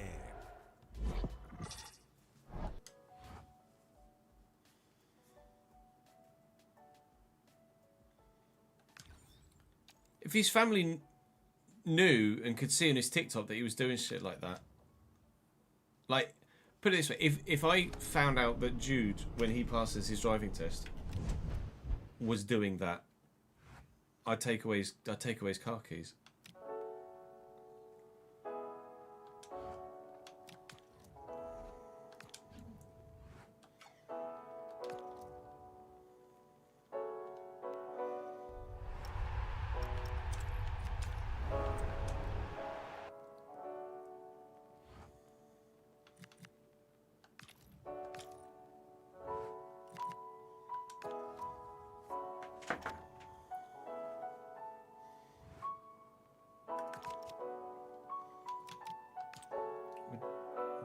Just beat Everton. We're going to sim the West Brom one, I think, when we always at Preston.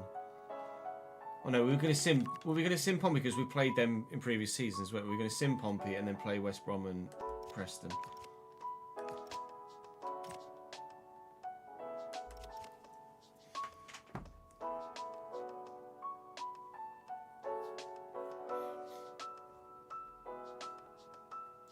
Don't know, Cam, actually, what follows the Journeyman and the RTG. Absolutely no idea whatsoever, quite frankly.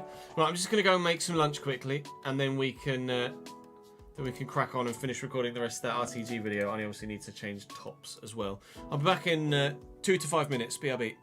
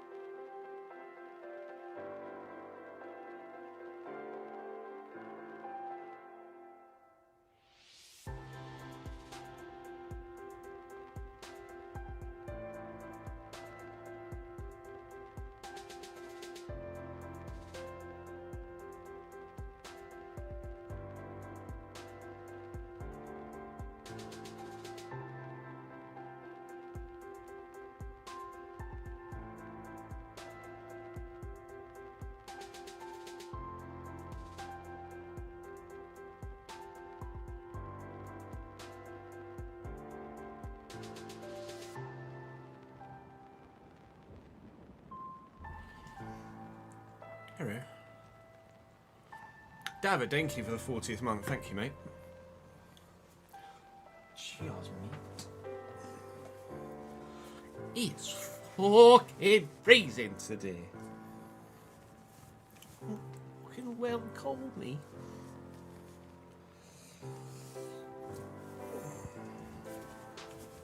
Tozzie's back there. I haven't done it. Oi, oi, oi. No, I don't think we. Well, I hope we don't get fucking relegated.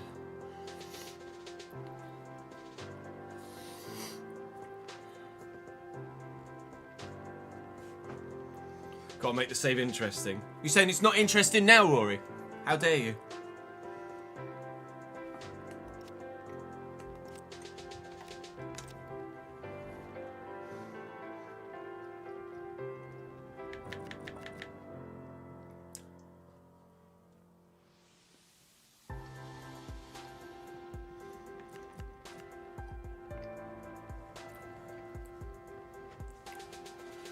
I'd get killed if I went on OnlyFans, Kev.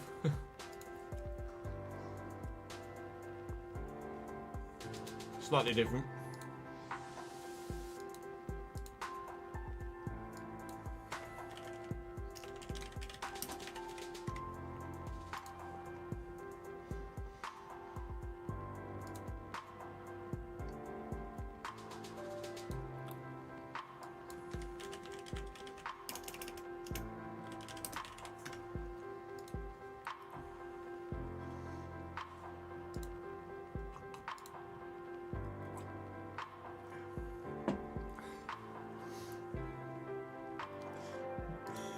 No, I know you're not.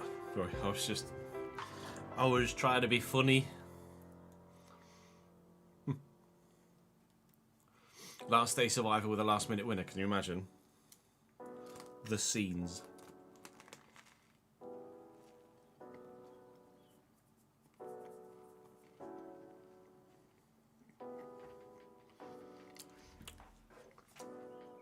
Fenegor of Hesseling. He has the best name ever, does he?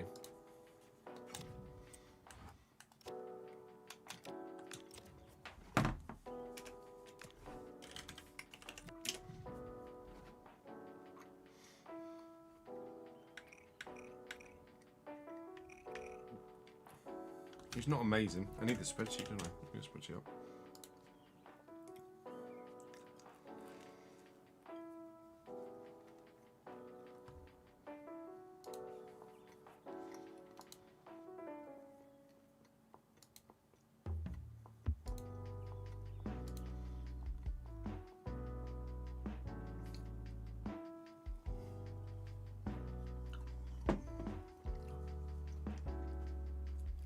I use Streamlabs OBS. Does he? I use Slubs.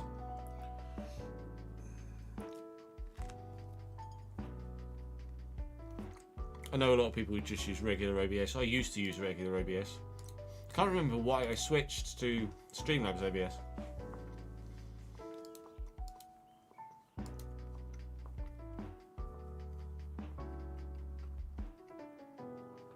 Yes, Cole. Not Cole. Dart, sorry. Oh, you went to Chelsea, did you, Cole? So I've got no transfer budget. No wage budget.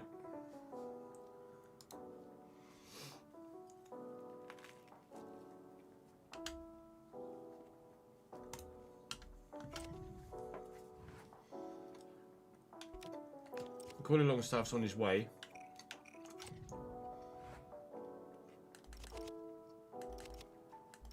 Has he played yet? This season. Once.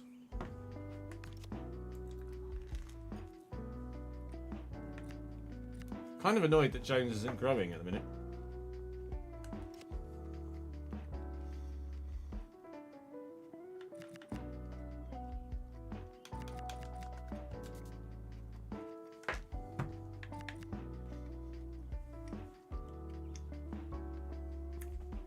Such is life in career mode, Cole.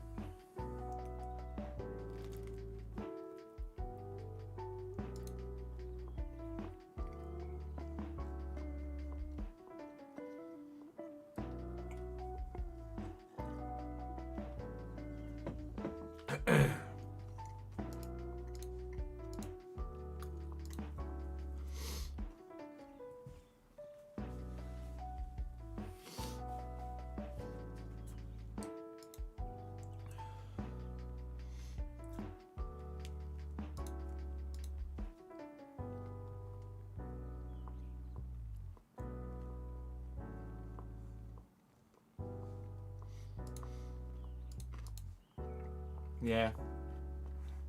We made a formational change in the last episode to try and get more out of the wingers.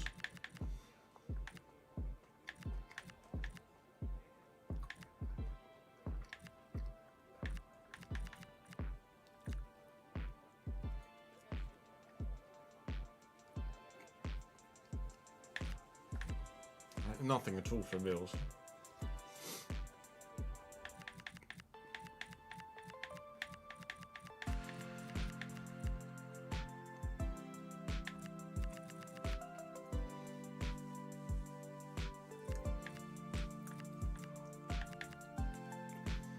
He's not good enough.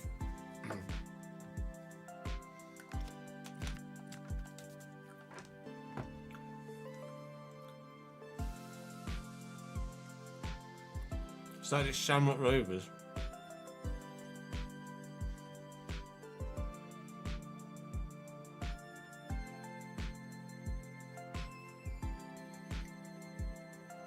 Pretty much, Kev, yeah.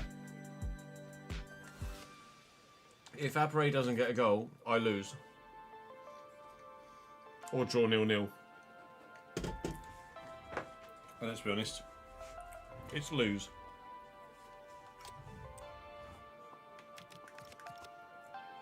So far this season, we've won 4, drawn 5, lost 6.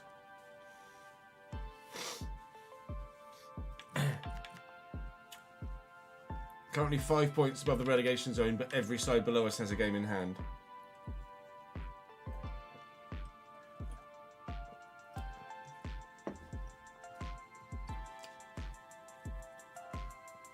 It's been a challenging first year at Championship level, to say the least.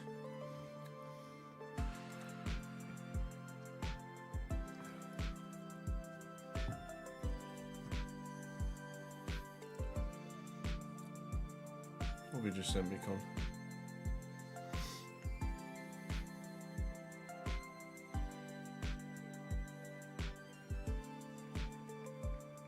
It's not rotating.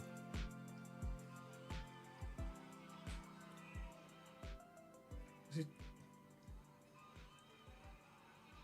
Oh dear.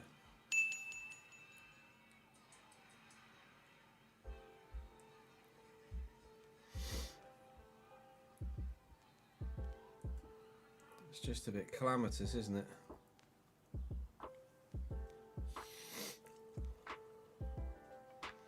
That was his first touch.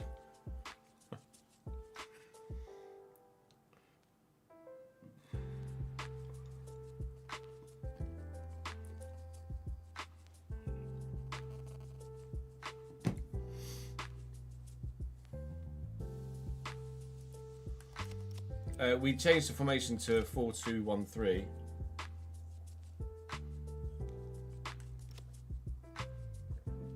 Everyone in the front three is set to attack.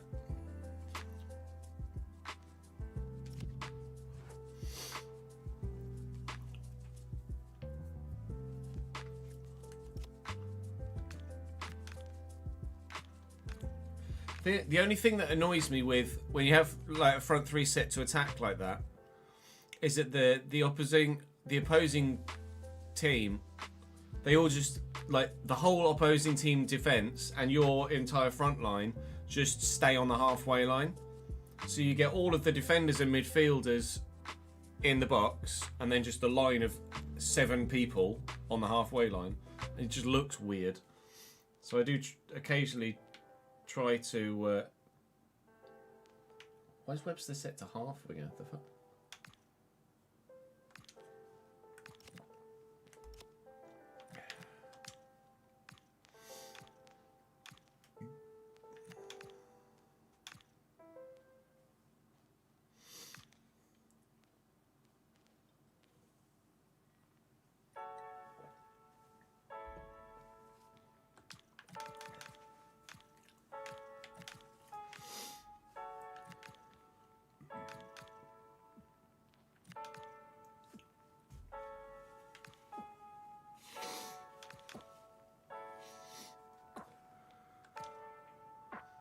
No, playstyle is just set to standard.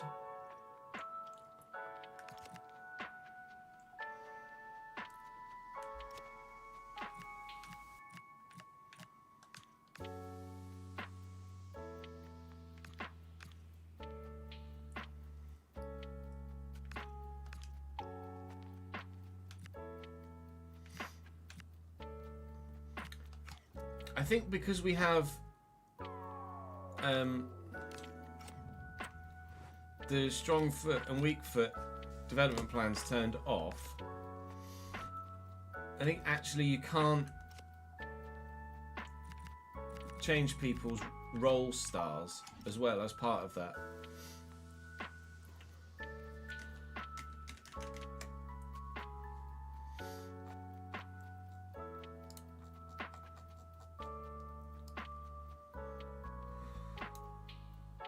Right, development plans reworked. It takes away the skill move and weak foot, but also players don't gain role growth either. Oh no, Mike! The stark realization.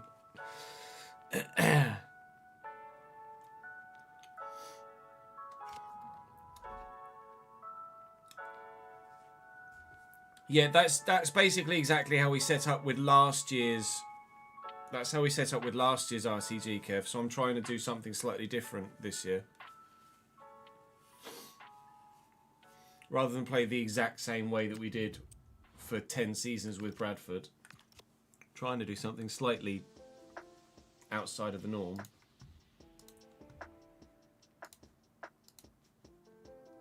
Well, let's finish.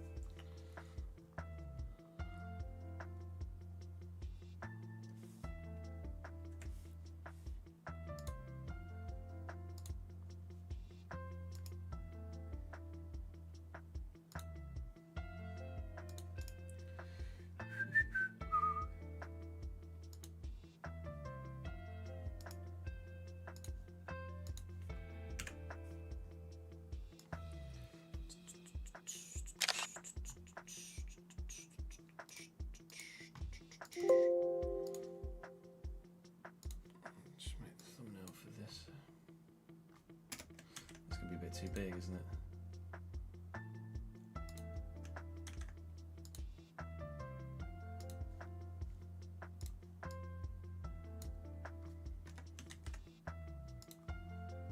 Oh no, it's not bad. That'll do, like.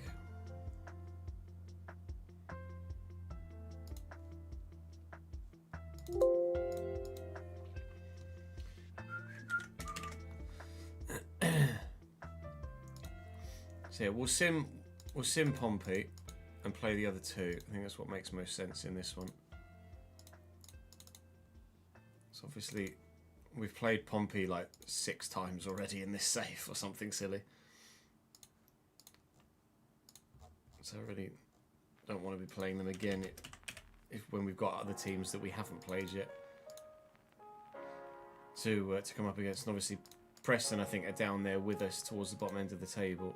West Brom are not, I don't think, but that's because West Brom are West Brom. We'll have to make sure when we play West Brom actually that Connor doesn't play against us. As us obviously being his parent club means that he's not eligible to play against us for West Brom in the league.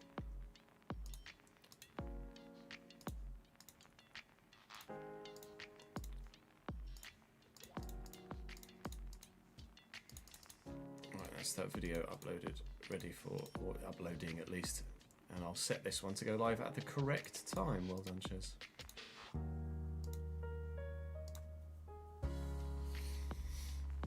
For me being the top content creator that I am.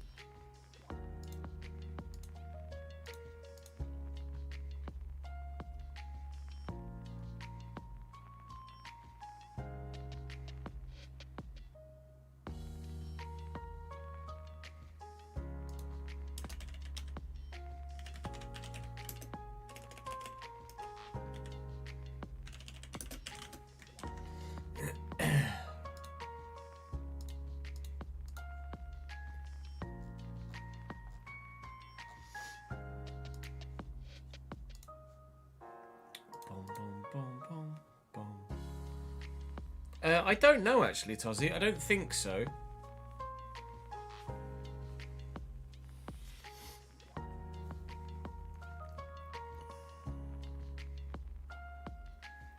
A British passport. They used to be kind of a purpley colour. They're now it's kind of a deep navy. It's like a deep navy. To be fair, they might even just be. No, it's not black. I swear it's like a really deep dark navy. I'd say. Like if I hold it against my, oh, it's shiny, so it doesn't really show too well. It's not black. It doesn't show that well in the camera. It is kind of a really deep dark navy. It's not black, to my eye anyway. I literally just got a brand new passport last week. Mine runs out in April, so I should have renewed it a couple of months ago, but didn't. And the old one was like a. In fact, my old one is here because he sent it back to me.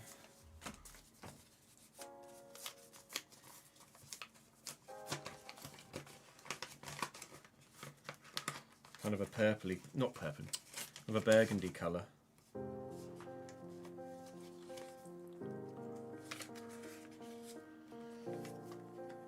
This one's just covered in fucking old bag tags.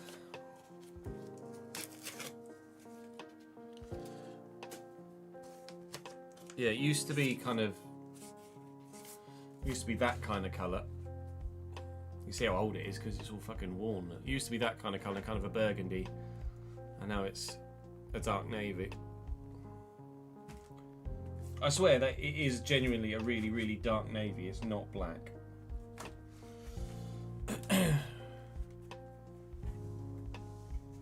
I promise.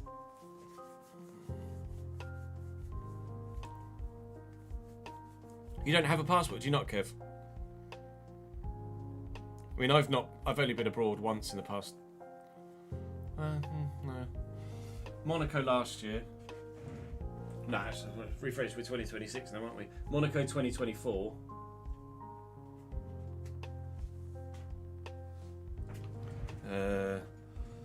Vancouver 23.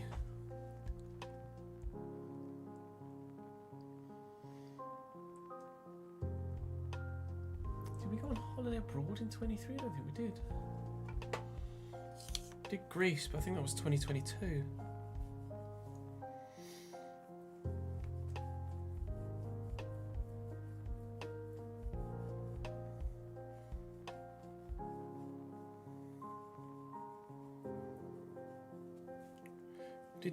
We did Paris. We did Paris in the summer of 23. We did Greece 22, and then Paris in 23.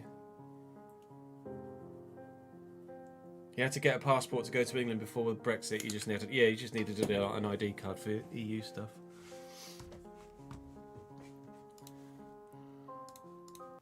Right, let me just see what the flow was like at the end of the last bit of the recording. And then we'll head into kicking off here. We are still very much looking over our shoulder. We're still not scoring more than one a game. This is still a relegation fight and will be all season by the looks of things. Yes. Yes, it will. Right. The spreadsheet is up to date financially. From the game against Everton. Just absolutely double, triple check that. I'm pretty sure. 12872. 8118, yeah. 204336 is just what we got there.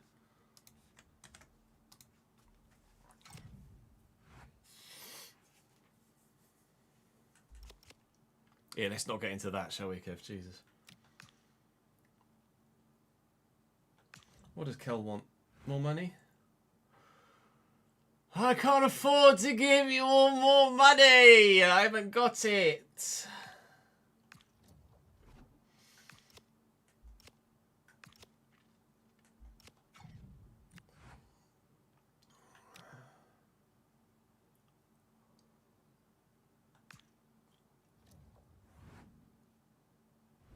Langstaff confirmed as leaving us when January the 1st comes around.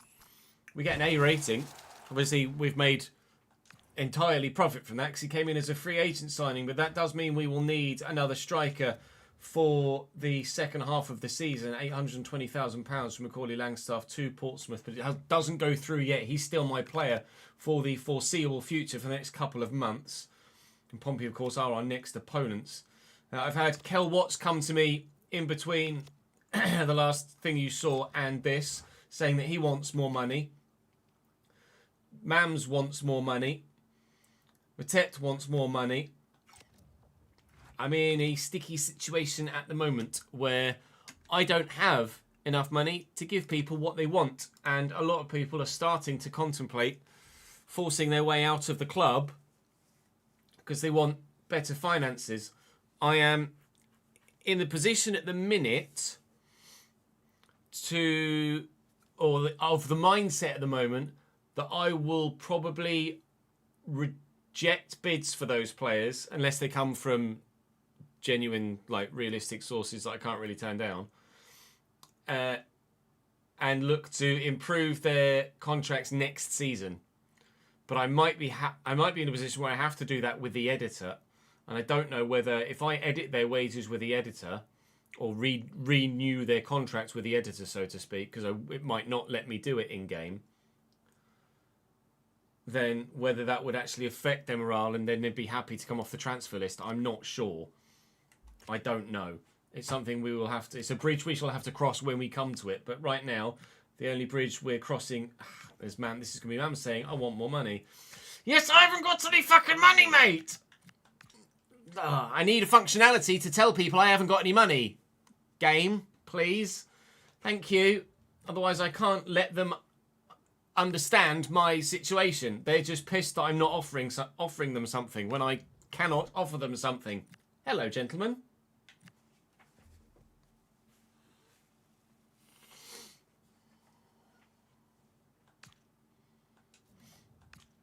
I'm going to say no to you.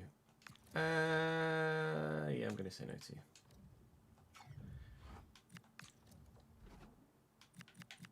Oh, you're all shit,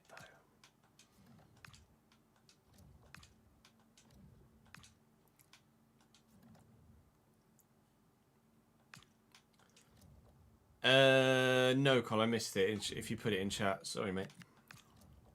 Hey, Luke.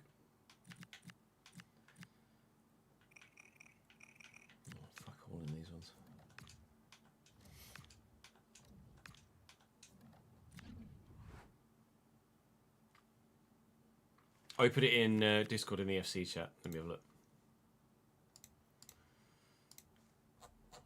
Scrolling.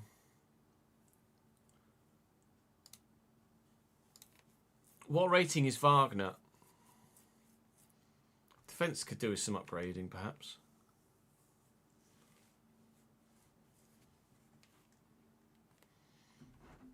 A 73 rated Memphis Depay. Well. I'm surprised Palmer's only 90, to be fair.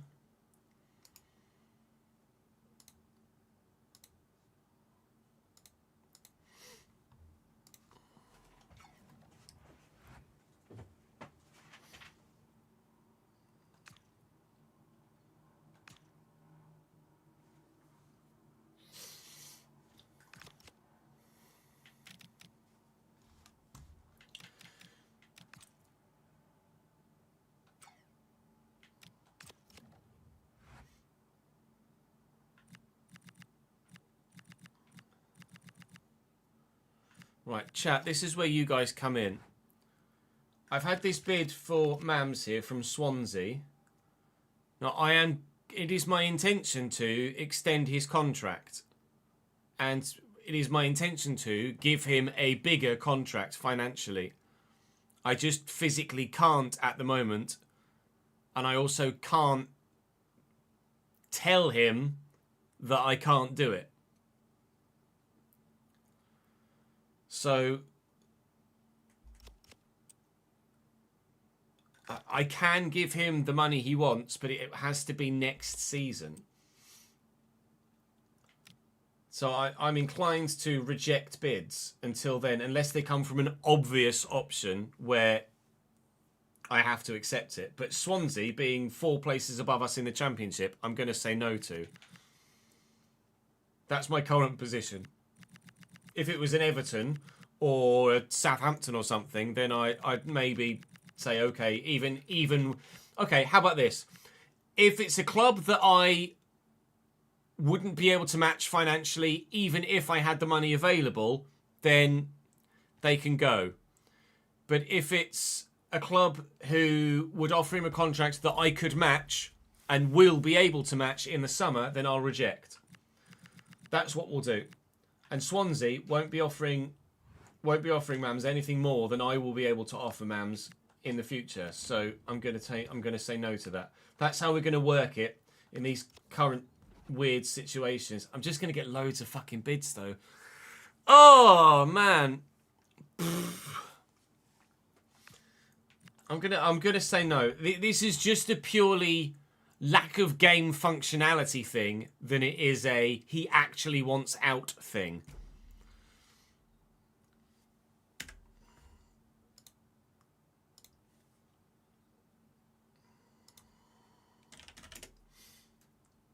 I am going to take him off the transfer list.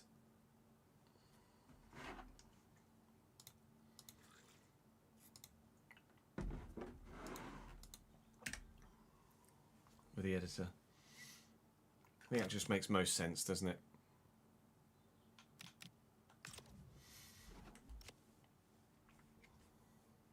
£71.71 for shirt sales.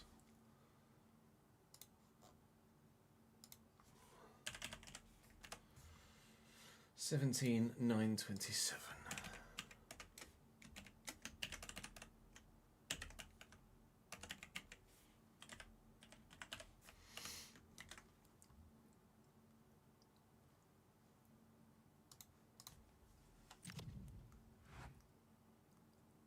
Exactly.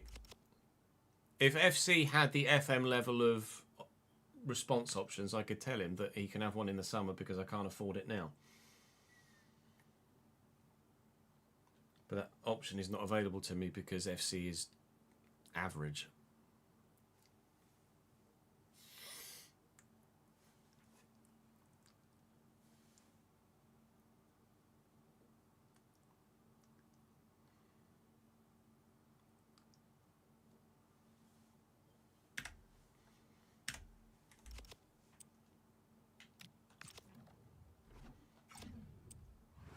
So you think I should leave him on the transfer list?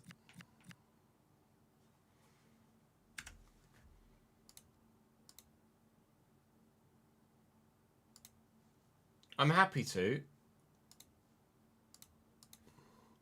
because as you say, there is a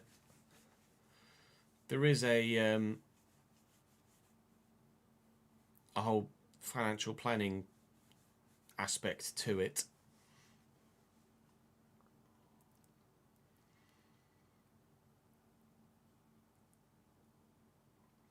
But you're right, I will just get inundated with offers every day, won't I?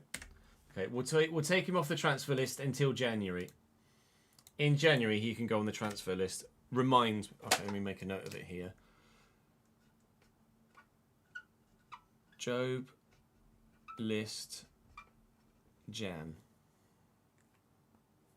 And let me also put...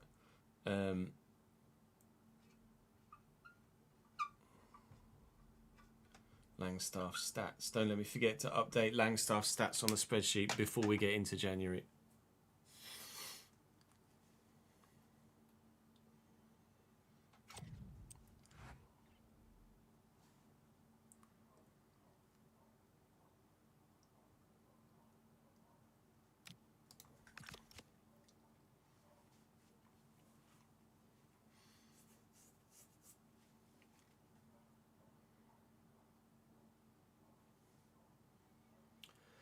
We have dropped to 18th with the most recent round of fixtures now that everyone has played them, and the gap to the relegation zone has dropped from 5 points to 4, with Portsmouth to come next, who sit just a point above us. This is the one that we said we'd sim because we've played Pompey about 150 times already in this save. And obviously, we've got West Brom and Preston to come later today. We are going to get a 3-1 win over Portsmouth at...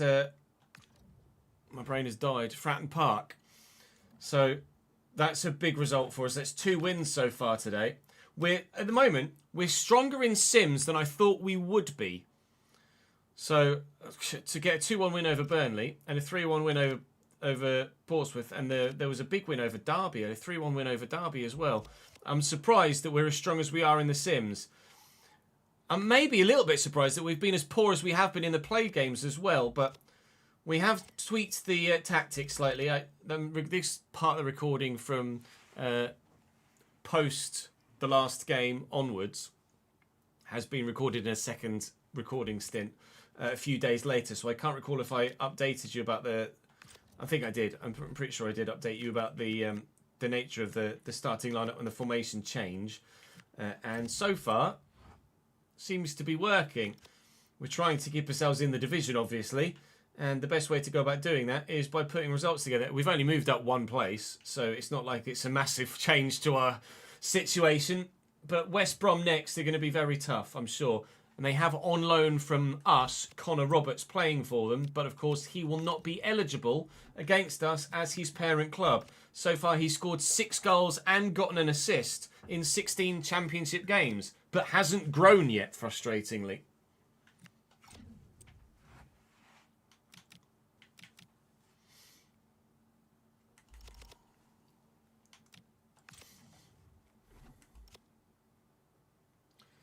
Travel costs.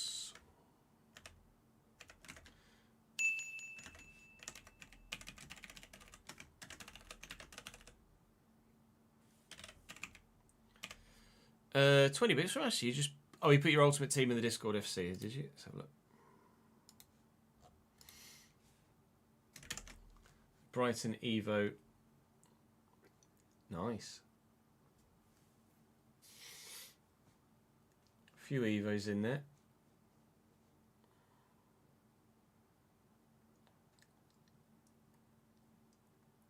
Decent team, that, you know. Decent, mate. Kevin, thank you for the follow, mate. Welcome to the channel, pal.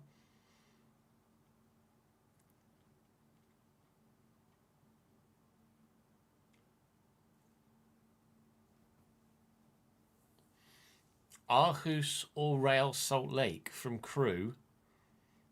I'd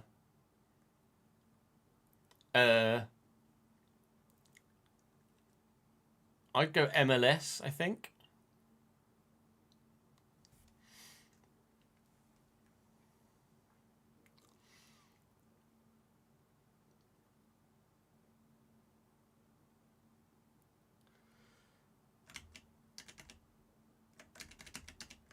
Was it 7229?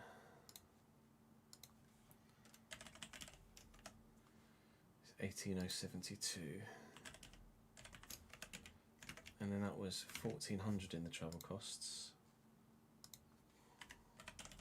Should just be £1,400, I think. Oh, 14,000.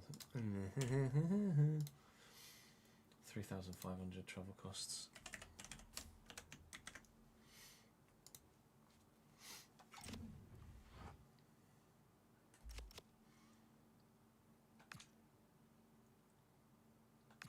Message from Sessignon. Now he wants more fucking wages.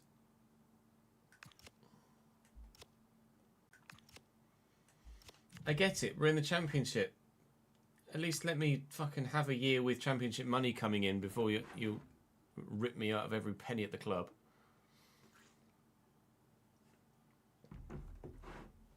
Fucking Nora.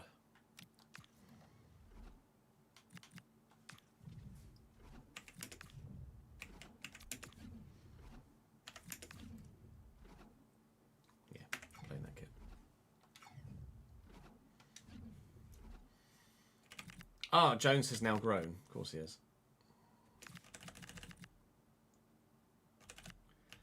Can't play against me now. But typically, as soon as I complain about it publicly, he grows. Griffiths can play.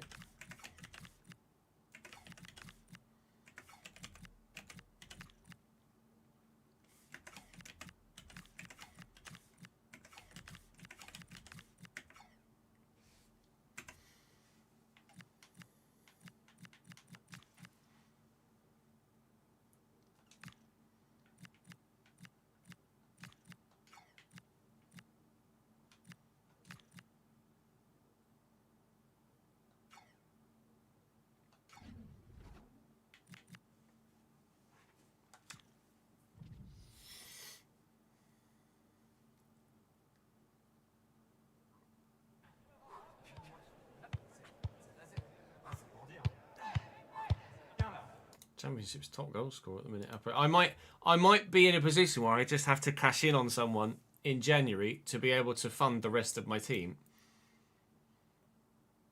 And let's be honest, someone like Stanley Mills might actually be a good option to do that with.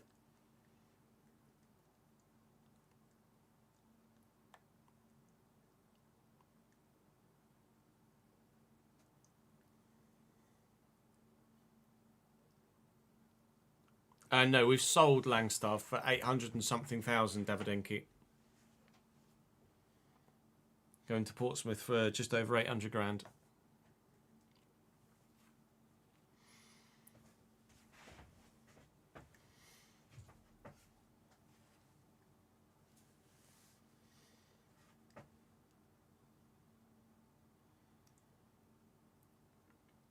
It might be, it might not be. We'll have to wait and see what the finances look like at the time.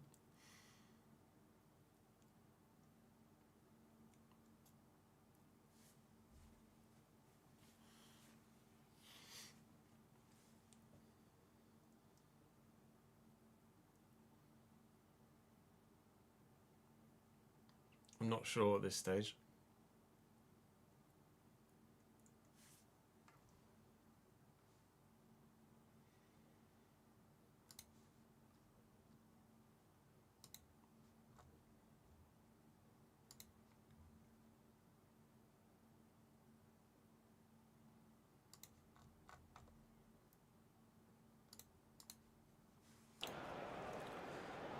West Brom's graphic has bugged, unfortunately, so I will show you their starting lineup. Hang on, let me just see the thingy.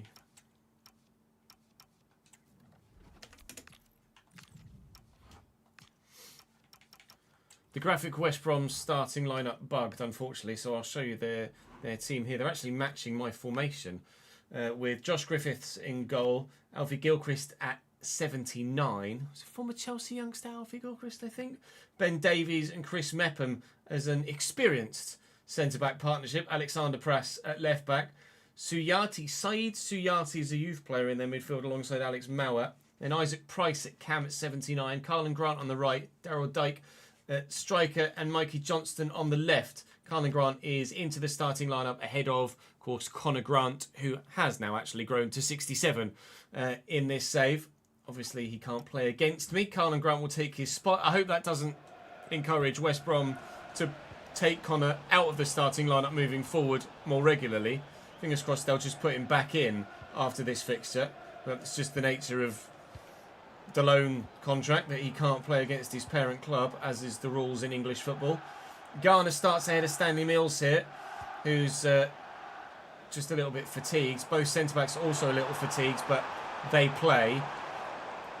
And we're trying to create here early doors, but against a side like West Brom, who seemingly are underperforming in the league, we should have a relatively difficult game. I'm contemplating if the money raised by Langstaff's sale doesn't raise enough funds to put... Oh, what a whip! Doesn't raise enough funds to move into the transfer budget and offer new contracts around. I am contemplating selling someone to fund new deals before the summer so that I can ensure that I keep hold of the players that I want to keep hold of. Purely from a financial point of view, Bozanovsky's going to look for Owen Garner here, who's been very, very heavily involved in the opening few minutes here. And arriving in the middle is Paxson! As Griffiths makes a mistake in goal, the South Korean gives us the lead. It's only his third goal of the championship season. Normally, it's Appare or no one else scoring goals for Cambridge United. But here, Paxson Ho's found the ball in the back of the net. Did it take a deflection? It didn't. It's just poor from the keeper. He should have kept that out, but he hasn't.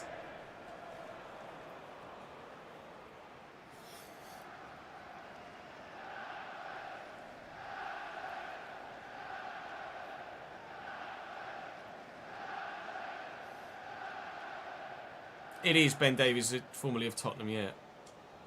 Lovely centre circle, isn't it? Yeah.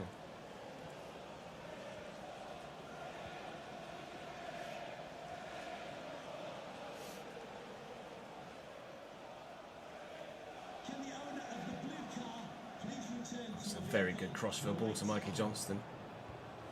And he's just returned the favour. But young Roberts gets there. He's up to 68 rated now. Vale inside. Vale's another one that is underperformed. I'm hoping the change in tactics to have wingers rather than mids. Oh, it's poor, Louis. Will offer the opportunity for the wide people to get more goals and or assists. Because at the minute, I've had literally nothing from Stanley Mills in 14 games. No goals or assists. And only one of each from Harvey Vale. We did have interest in Mills in the summer from Hull to the tune of about £8 million, which would be remarkable for our financial situation. But obviously, we're going to get to the point where we're going to need to be signing players at that sort of financial figure as well, which at the minute we definitely don't have the capability to do. I'm just going to try and chest that down if I could. Webster's won the header. Apare tried to chest that down and couldn't either. It is a bit of pinball at the minute, a bit of head tennis. Still 1-0 Cambridge in the 29th minute.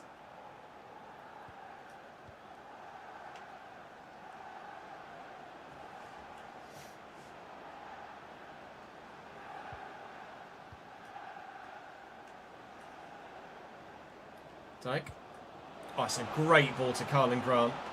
He's in the box, in a dangerous position, returns it to Dyke, and the keeper tips it onto the bar. Vital from Ed McGinty. That was a very, very good save. Oh, Carlin Grant's turned me. Can Kell get there? He can't. And Carlin Grant this time misses the target. West Brom are pushing for that equaliser.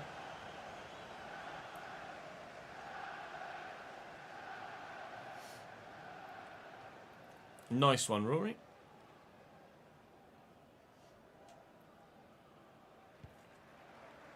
Yeah, I imagine the prospect of doing your first RTG of this nature, Tozzy, is quite exciting. Mowat out wide here to Mikey Johnston. They're in the box again. West Brom stood up to the back post. It's not great from Roberts, but it's enough. I'm going to bowl this out to Vale. All the way out wide there. Webster, Apare, and Vale. Little 1-2. We get away from the defenders. So far, so good. Hit it early. Keeper saves and does keep it safe. Thought we might have been able to sneak Owen Garner in at the back post there. No such luck. Oh, it's had a brilliant ball looking for Dyke, but McGinty is on it again. He's been a great signing at goalkeeper, Ed McGinty. What a shout that was from the live chat to look into the Irish division for a goalkeeper, because he has been top from Shamrock Rovers. Afternoon, Daniel. How are we, mate? Hello, Sid.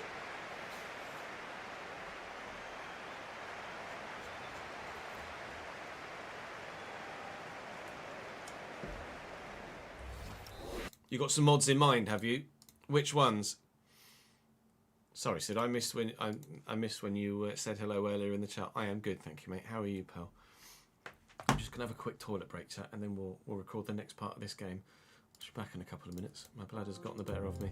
Mark, thank you for the follow, mate.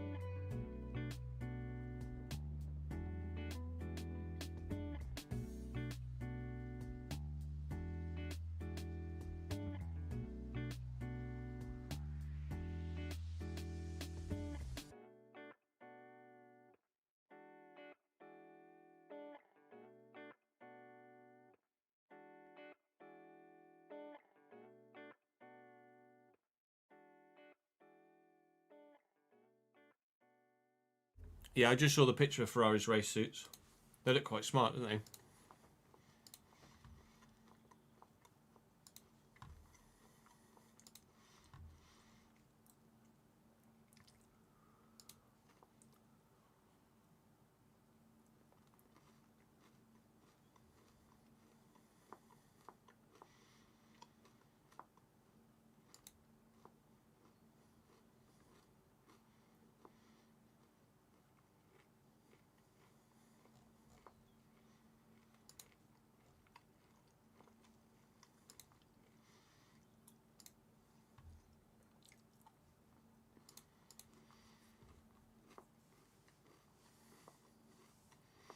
Hey, Ben.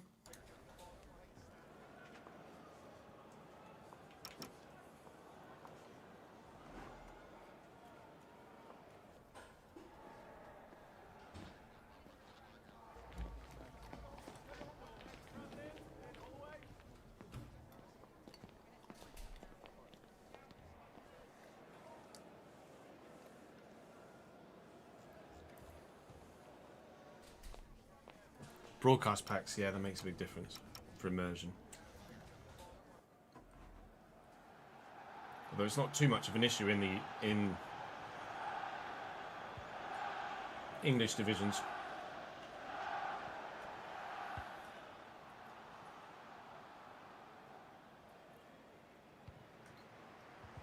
Well in, Roberts.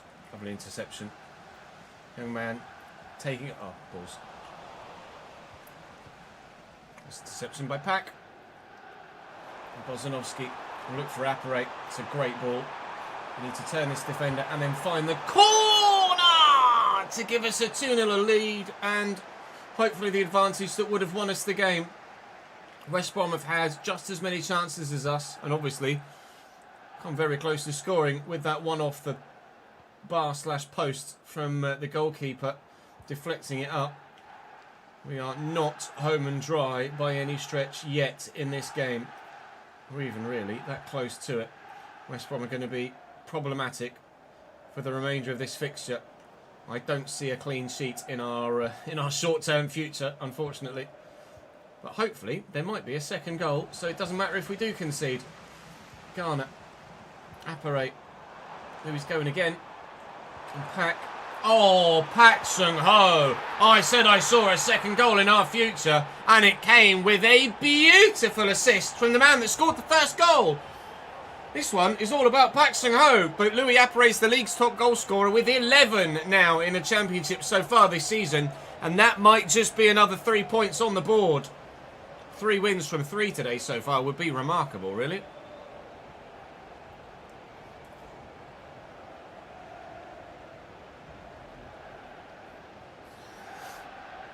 What a ball.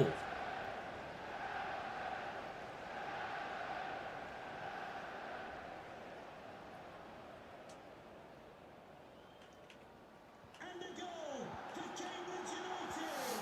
Number 9, Louis Apparate.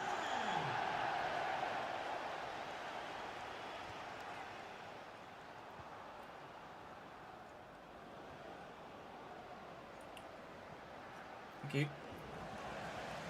Pak Sung-ho and across to Bozanovsky. Pinball.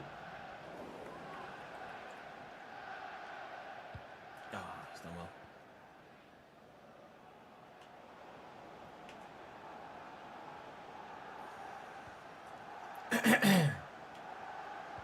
Price.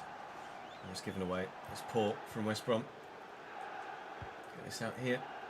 To Vale. Nice sharp turn. Little 1-2 maybe.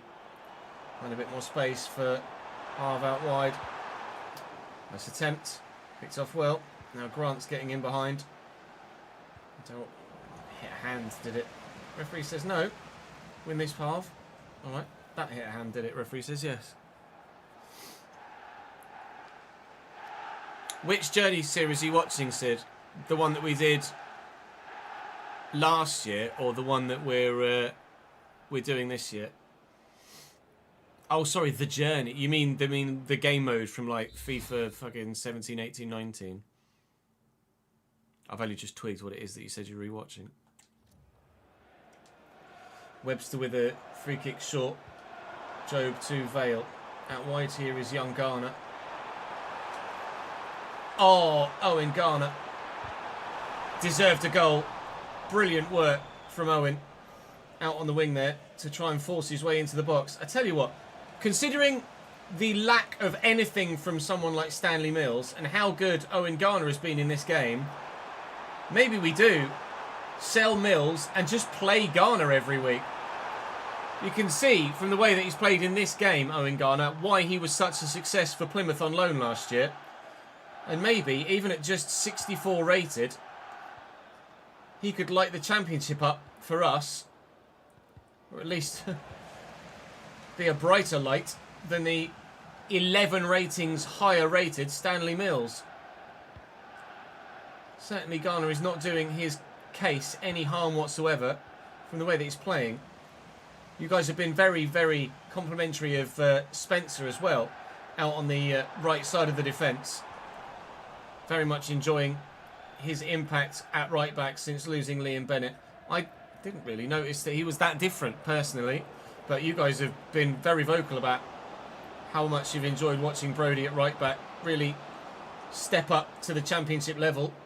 Here's Moa and Dyke. They could get a goal back here, and they have. McGinty can't quite keep it out. No clean sheet bonus for him, but hopefully still 3 points for us.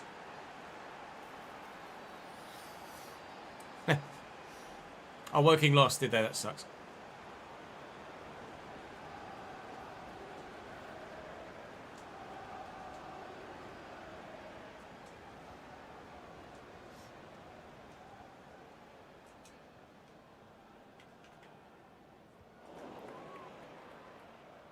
The referee has indicated the 2 minutes added on. West Brom in possession.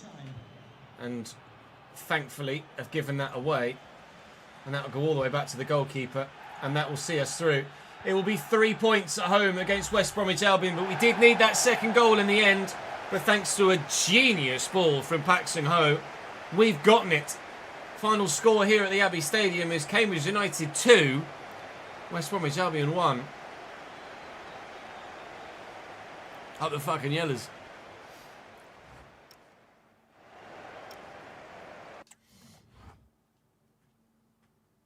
Millwall beat Everton. Big result. Everton just shit, it seems. We're up to 11th with that win. I mean, we've got 9 points from our last possible 9. Otherwise, we would still be on 14 and we'd be in the relegation zone. So certainly this run of form has made a massive difference. We're still only 3 points above 17th, so let's not get carried away. The league position is a little bit deceiving at this particular moment in time. George Thomason's wanting more football. Sessegnon wants more football as well. To be fair, I am going to be rotating the squad a bit over the next few weeks. I need to maybe make more substitutions. I get very tunnel focused on the job at hand in the game with the 11 that are on the pitch, and I don't make that many subs. If I start to make some more substitutions, then maybe we can appease some of the concerns of other players. But at the minute, I think we're heading into the next one with the same 11 that just beat West Brom.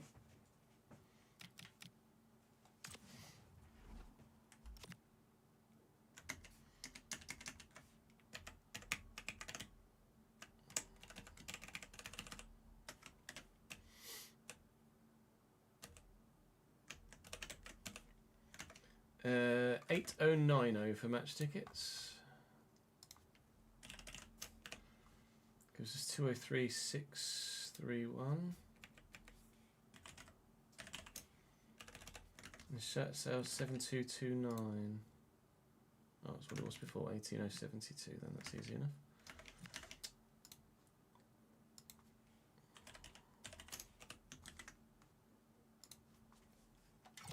No worries, Kev. Every weekday. Exclamation mark schedule.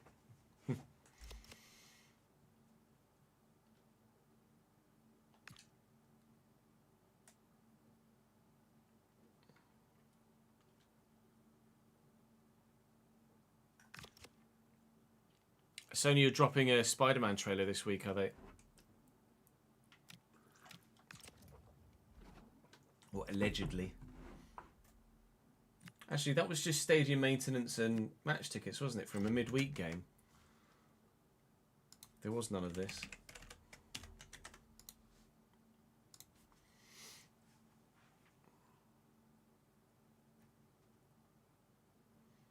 But now I know, so peace.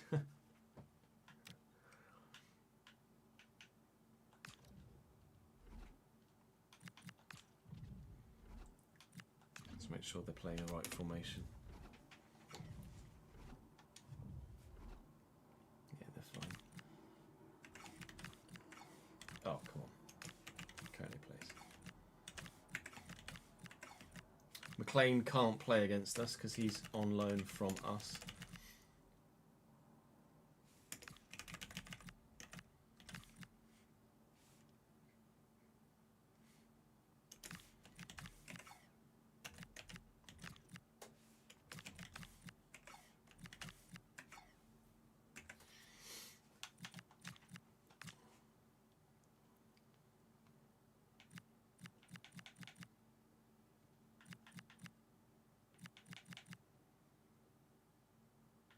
Well, then I will start Sessegnon and Thomason,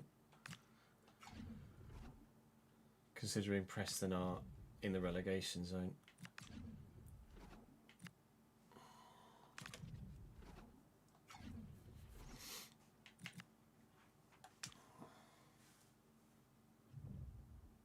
Yeah, good, thank you, Edward. Oh, rumour has it might be today during tonight's college football game. For the Spider-Man thing.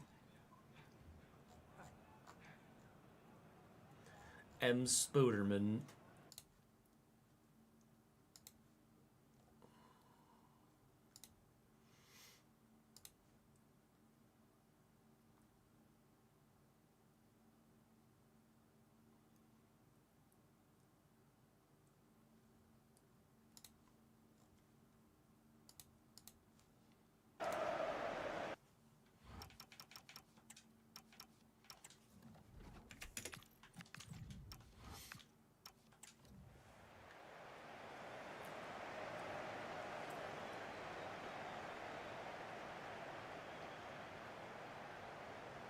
When does Doomsday come out?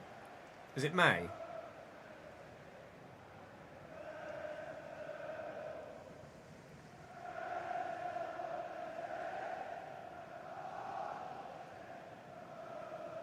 Oh, December. Oh, fair. Not even close then.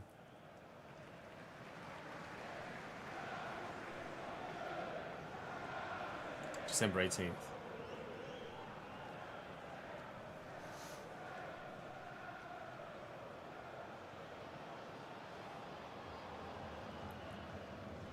There's a Spider-Man movie in the summer, is there? Or is that a game?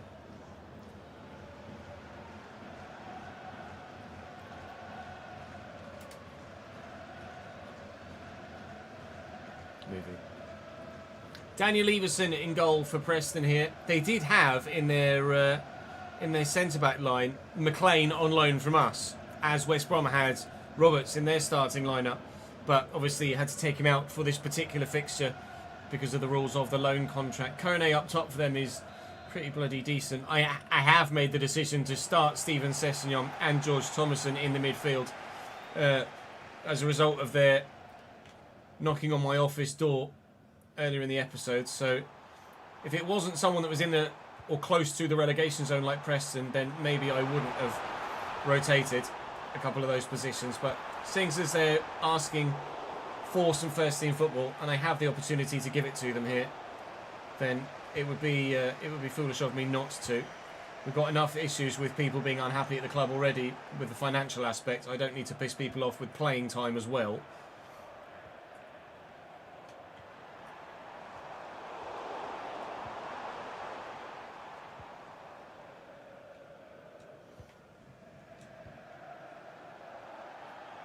Thomason and Apparay couldn't have pinballed more kindly to their man, could it? Nelson in the box here. Oh, that's really well done. Well in, Kel Watts. He absolutely threw himself at that, and that was of his own accord as well. I didn't ask him to do that with any inputs. All played out to Nelson again, and he's found Tordarson. And Job this time just swinging a leg at it and getting a decent clearance. We're under pressure in the opening stages here at Deepdale. I have a feeling Preston might be pretty tasty. Herningan has got the pace. Now then. Has he got the finish? Yes. Yes, he does. Owen Garner is going to start on the right-hand side of our midfield for the rest of the season. And I think I might cash in on Stanley Mills in the summer.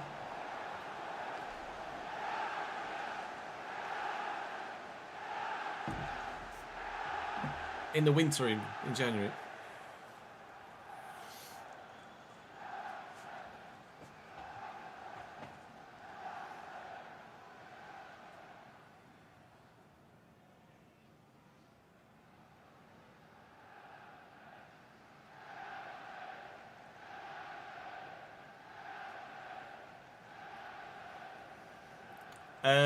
Yeah, he didn't fall through. He had a bid that we rejected in the summer from Hull of £8 million. Which now I wish I'd taken. Ciccone absolutely ruining Roberts. Triple step over. Okay, that's weird. Change player for me. Oof. It was awkward. Get away with that. Webster. Apparate. I mean, he's going again. Is Owen Garner out wide? He is flourishing in this new system. Apparate. Tight angle. Oof. Nearly finding the corner, though. Worth a go from there. The league's top goal scorer. He's high on confidence, but couldn't pull that one off.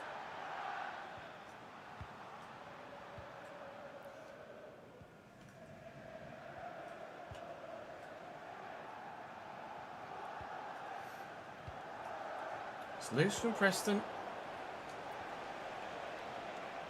Fail. Through the gap to Webster. And Garner's free again. He's just always there. It's remarkable. Back here to Thomason. That took a deflection. I'm sure I heard a second contact there. I did. And Harvey Vale to deliver the corner. And maybe Kel Watts underneath it. Straight at the keeper. Nearly a second again. We are pushing here. Preston started the brightest. But we scored the goal and have continued to look the more likely of scoring the next one.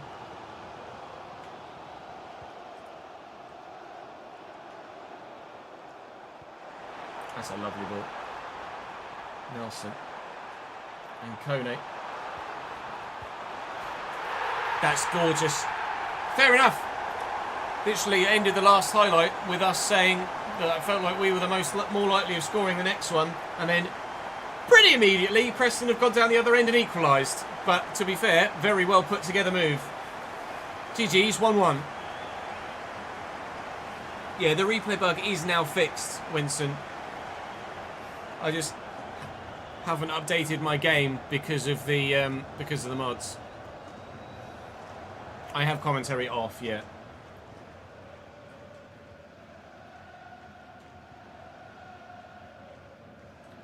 Sessegnon and Garner into Thomason. Freck, yeah. Oh, that's a nice ball over the top. Kel Watts just showed the determination to get to it, though. Trying to put together a nice move of our own here, and Vale's in some space. Yeah, I've run out of room. Webster. You are offside, I think. Mr. Garner, you are?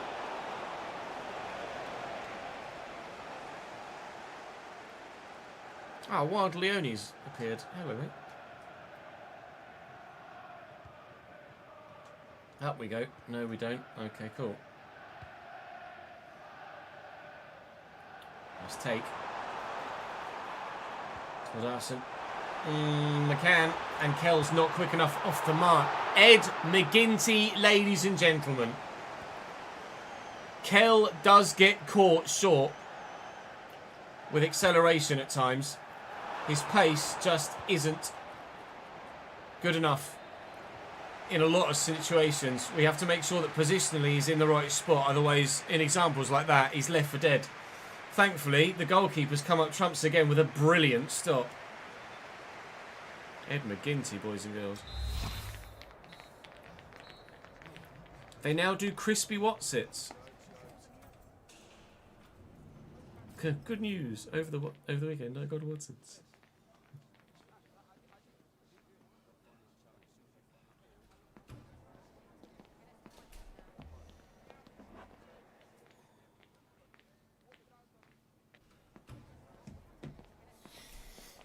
They're like Twiglet texture. Sounds odd. Knickknacks now do tangy cheese as well. Knickknacks and Twiglets are the sort of crisps that I never envisaged would actually sell well enough to continue being a thing. Crispy Wotsits have been out for years, have they? I'll have to Google it.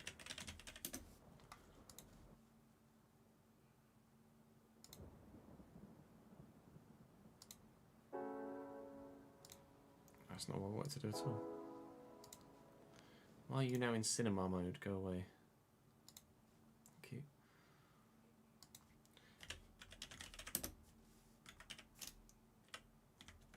Crispy Wotsits. Wotsits Crunchy. I'd never seen them before. Crunchy Wotsits.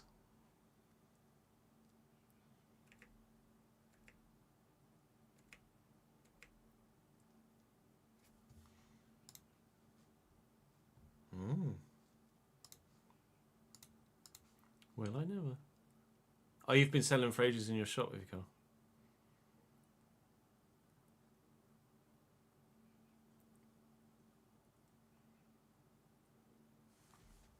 McGinty's stats with the boosts.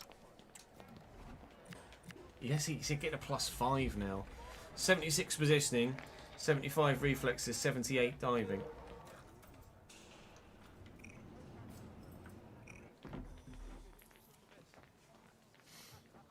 His handling's still only 67 though. 1v1, it's the playstyle that's making the difference, isn't it? Look. Unique reflex saves, better close shot reads, faster rush. That's what's making Ed McGinty so damned bloody good. Those unique saves have looked so as well. It's 1-1 here at Deepdale as we kick off for the second half. Our goalkeeper ensuring that that was the case. Thomason looking to get through the midfield line. Out to Garner. Offside again.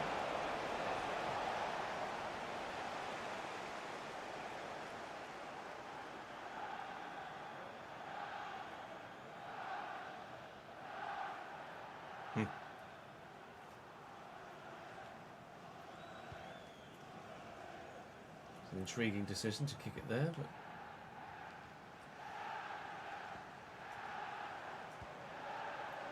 great ball out to Jacone. Oh, I didn't anticipate the 1-2 actually is offside in it.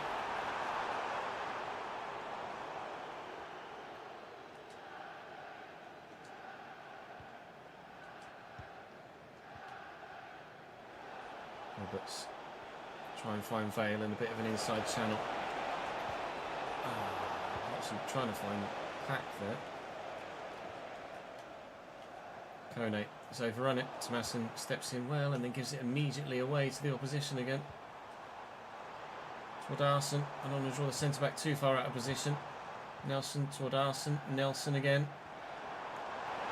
Good ball into Kone. Mams is there. Very nearly a brilliant ball forward as well. McCann and toward Arson. Nelson. Good take. Kone. Kell's in the way. That's where the positioning comes in handy.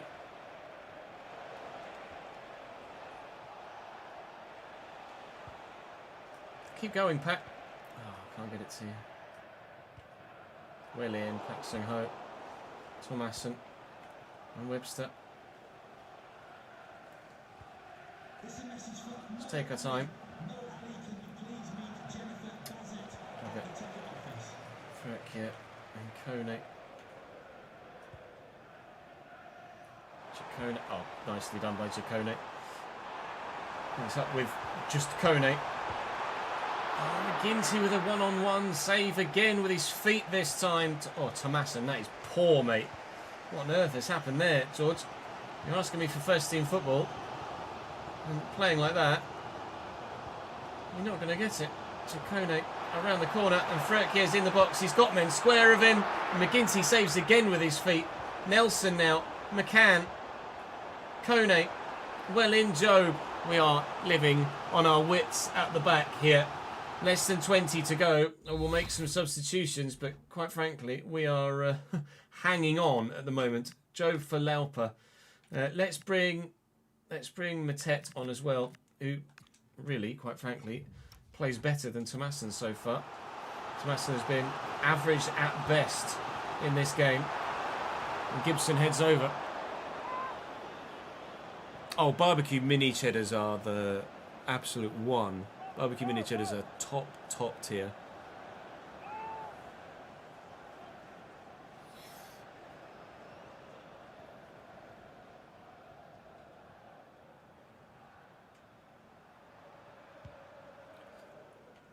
Barbecue quavers.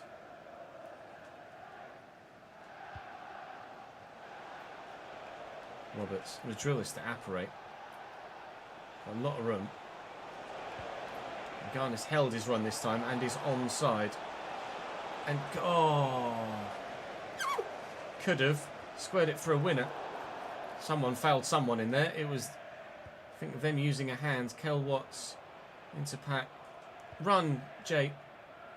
Is he in?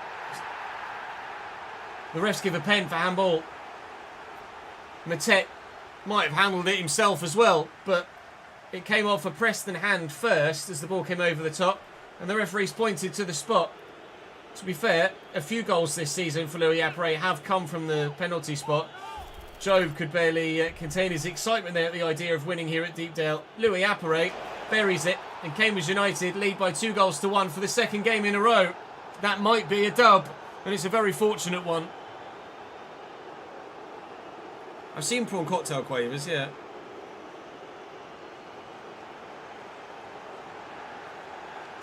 Yeah, you can get a replay of the penalty decision, certainly.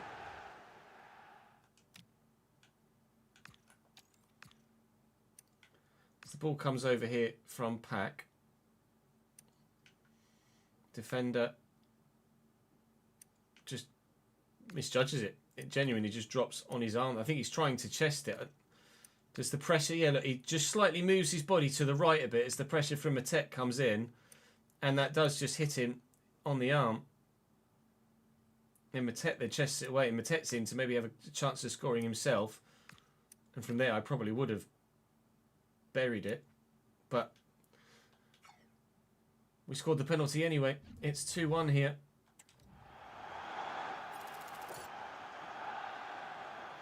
Can you change your manager's height? Yes.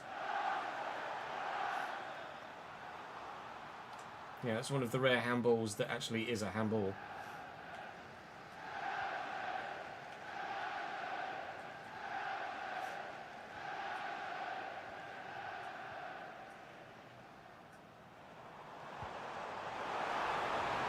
Oh, it's off. Wow.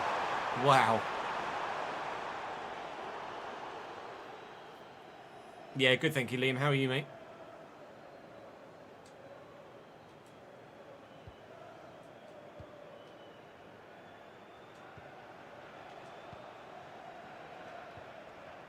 Tech through to Webster. Garner's out there again.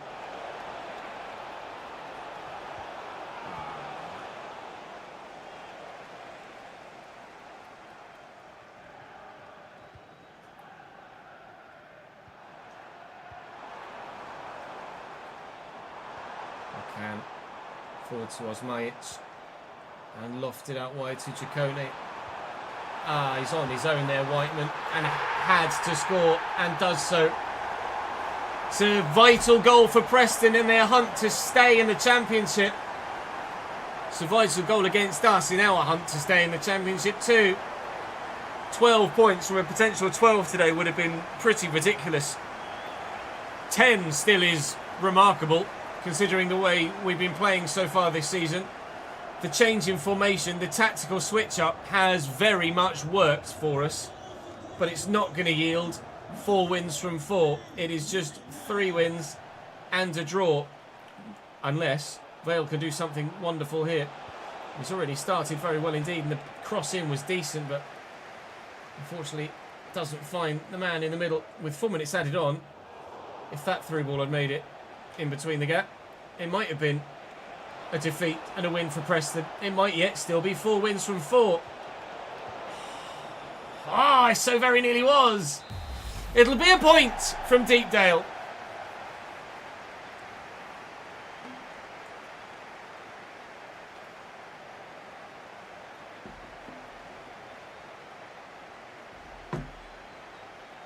Yeah, I don't get the Spud Bros thing.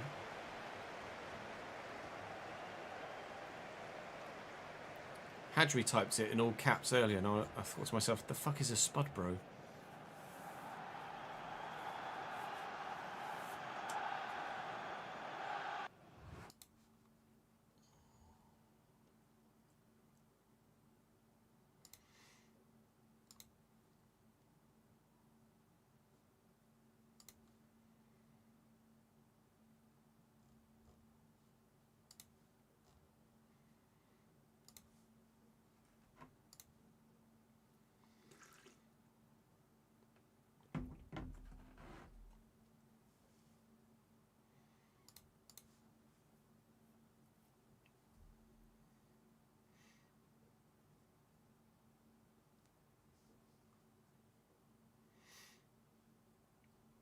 Exclamation mark training, Cole.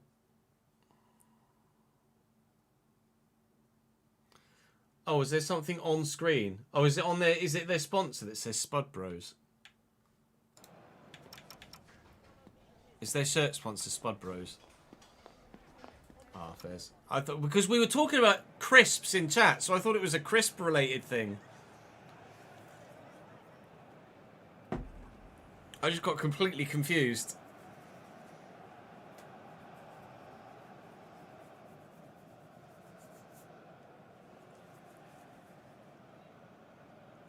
No, I saw it on the person in the crowd. Kieran, thank you for the 63rd month straight and 78th total. Top man, yeah, all good, thank you, mate. How are you, my dude?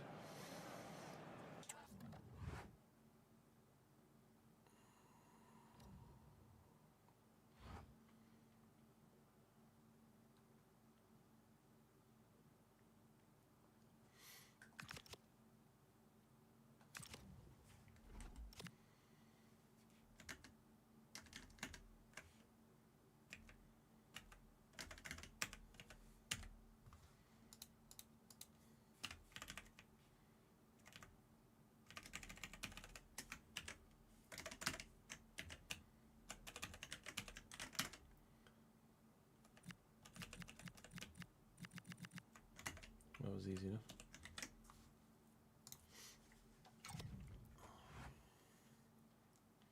Good, glad to hear it, Kieran.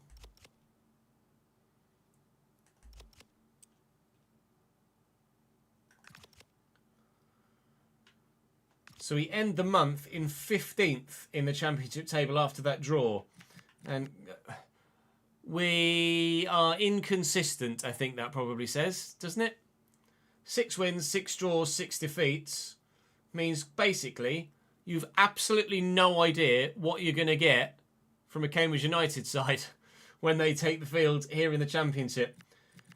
We are currently all 9 points clear of the drop now with that good run of form. Still a long way to go, so I'm not going to take anything for granted at this stage, but certainly this little purple patch has done a great service to our championship survival hopes. We are 4 points off 9th and only a single point off the top half, but I'm not getting carried away at this stage. So we find ourselves in a good spot with a busy month of December coming up. Birmingham, Watford, Coventry, Wrexham, Norwich, Southampton, Derby and Preston again. All to come in the next couple of episodes. We will split, rather understandably, an 8-game December into 2 episodes. So fingers crossed we can keep the decent run of form going. And then we'll head into January where, well, quite frankly, I think we might see some unexpected sales, but we might see some planned sales as well. I don't know how realistic it would be for us to transfer list Stanley Mills, considering his ability and the way that he played last year, but absolutely I would be 100% on board with him moving on should we get another bid for him, as we did in the summer. Have seen now some growth for Connor Jones, who has now played subsequently after I took him out of the lineup for them, which is good news. McLean is up 3 to 66, Gilmore to 67 now. And what I might do, I'm sorely tempted to, is when they recall Windass, Wrexham, I might recall Gilmore from Wrexham, because we did a swap, didn't we? And they're going to recall Windass, and Gilmore hasn't played for them. So I will recall Gilmore, and he will fill that squad role that Windass did, and that will free up some extra wages for us as well.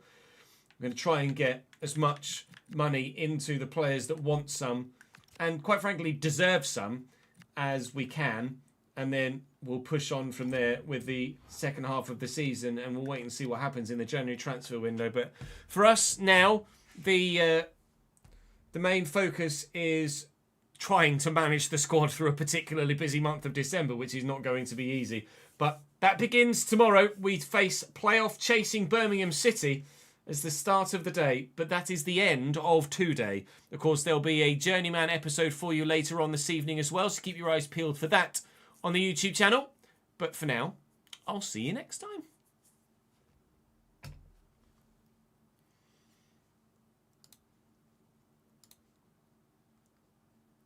Right, let me save that. That is going to be RTG S4 5? No, 6. No, it's 5. It's episode 5, part 2, isn't it?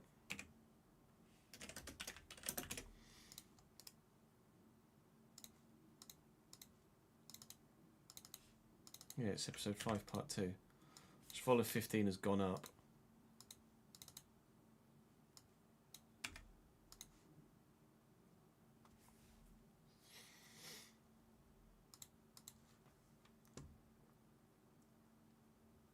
Started an actual RTG with Luton, have you? Not a bad shout in League One.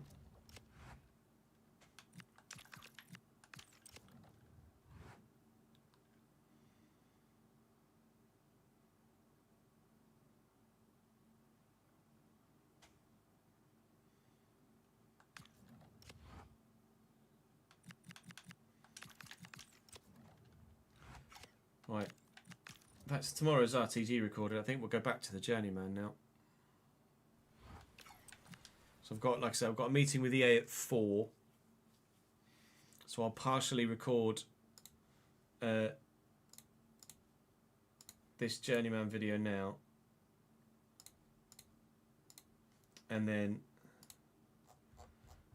we can... I'm not sure whether I'll go back live again afterwards or whether I'll just record it off camera, the second half of the episode. But I might as well, or it would make sense to, considering we're still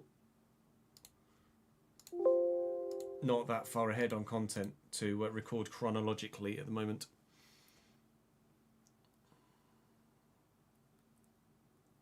Stay live and break some contracts. I'm afraid I cannot. I apologise. It's in the game. Cambridge have not made any real life signings yet, no. Their aim is to bring a striker in if possible, but Neil Harris and the boys haven't been able to get anything over the line yet.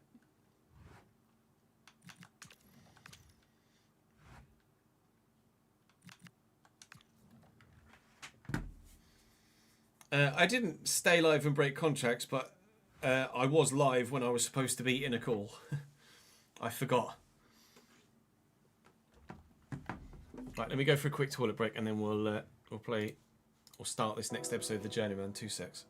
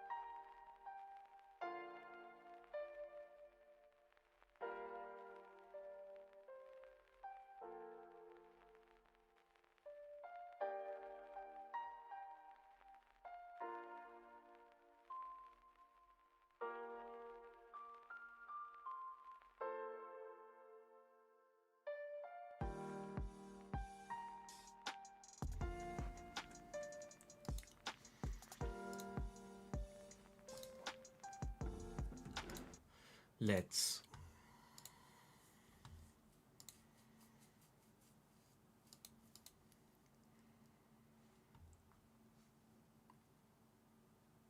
Pull up for the random sake of it. No, of course not. Lol, lol. How dare you? I mean, it's NAC, so maybe I stand a chance. But I get 2 draws and a defeat in the last one.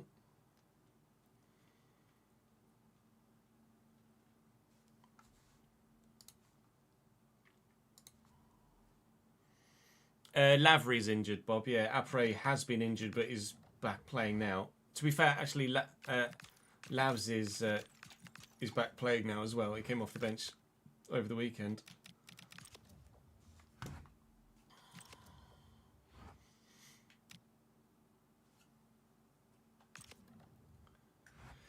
There's been an influx of available jobs.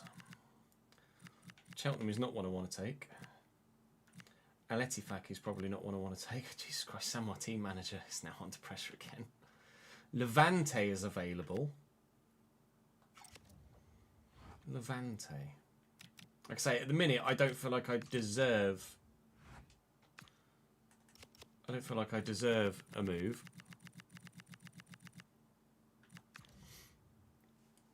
Why Levante is available, I have no idea. Top of the division. Let's have a look.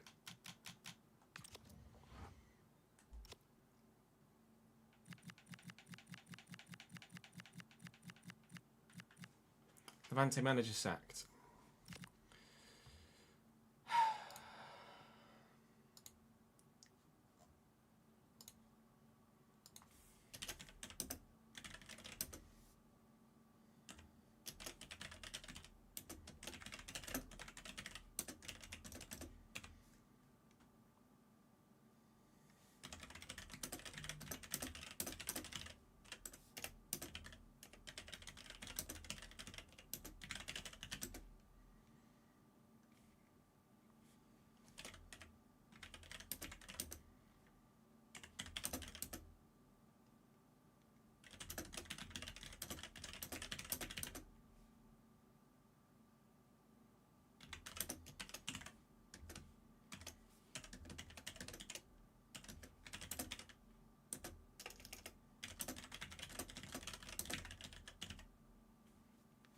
Let me have a look at the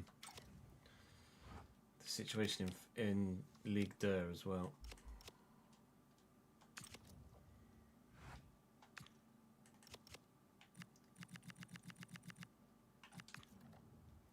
Yeah, Toulouse still top.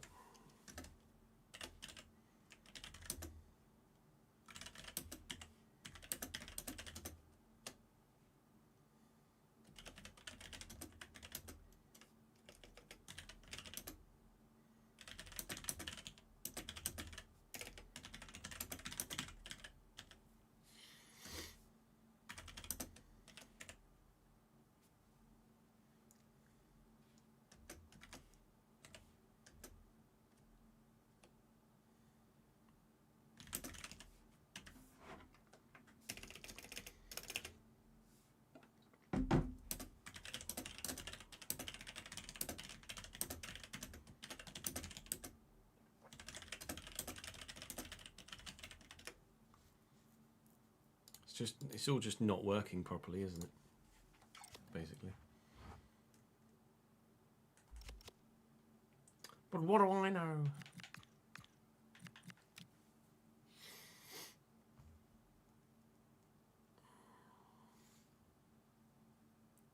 Saints, thank you for the 5th stream in a row. Up the Zvola indeed, Jim. Good to see you, mate.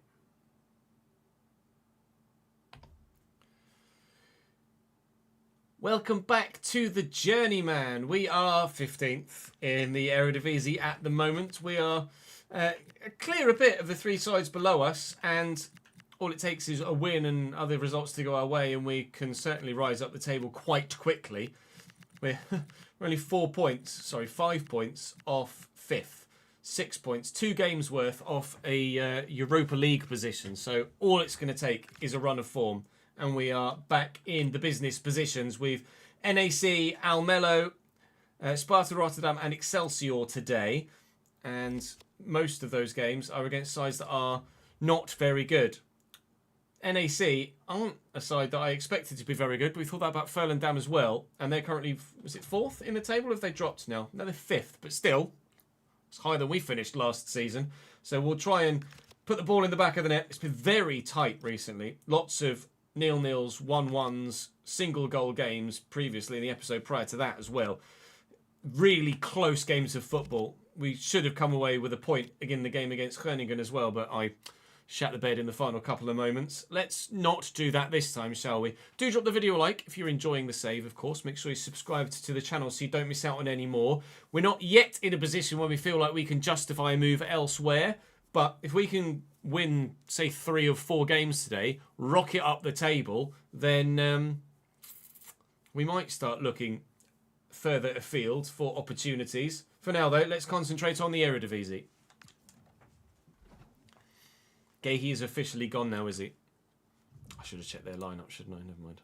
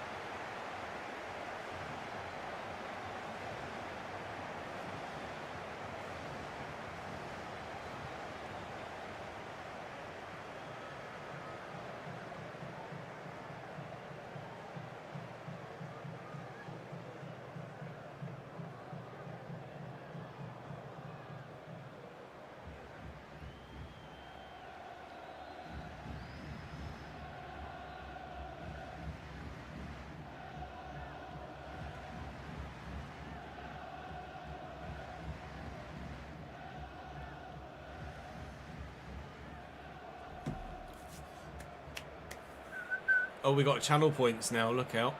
Will says get a win. Yes, we still believe. No, of course not. Lol, lol, lol, lol, lol. Fuck the lot, yeah. Someone's just played the odds there and just thrown 20 channel points on no.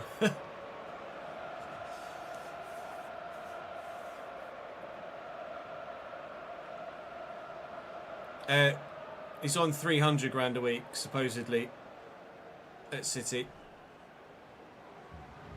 4-3-3 for NAC here.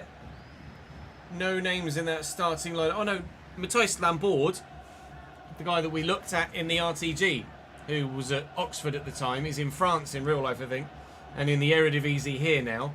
It's the only name I think I recognise in their starting lineup. But as we say, they're having a good season. They're in 5th, and form certainly is more important than overall rating at this stage of the year, isn't it? Absolutely. If they're a side playing well, then they're going to have the boosts attribute-wise that come along with that. And we're going to need to try and counter that with just some good football of our own, which hopefully we can provide. At the minute, I'm on back foot, lads. Here is Lambord, and into Appin, and that is safe.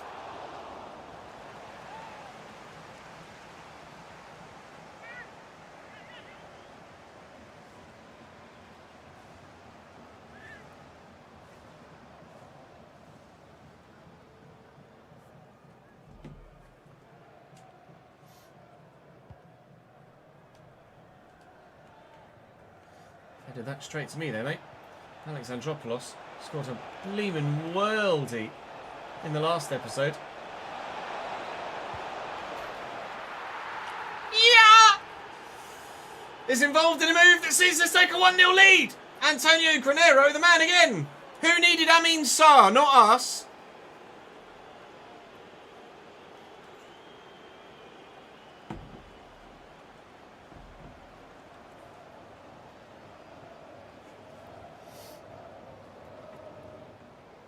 Now don't bottle it. I'll try.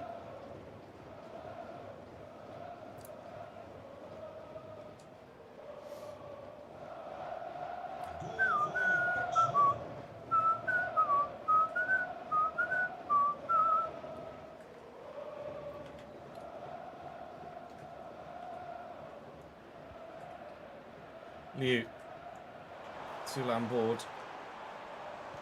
Well in, Alexandropoulos. Well worth the inclusion back in the starting lineup. It's not like the guy that we brought in instead has been poor either. But Alexandropoulos apparently is just better suited. Rots looking for Reisiger but can't get it to him. We could have made it 2-0. Cognac's been good. But Alexandropoulos has come in and just been more effective. It's another case for us this time, as opposed to some of the opposition we've been playing, of just in general form and familiarity is better than overall rating.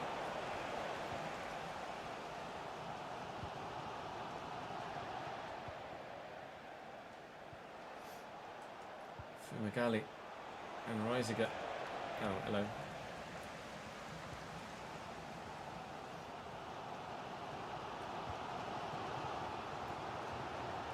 It's poor from them, given away. Well, I'll look for Reisiger here. It's not the greatest of clearances. Granero should win this header and has done so convincingly. Escobar, Alexandropoulos looking for Reisiger. Bit of footwork, beats the man, doesn't beat the man.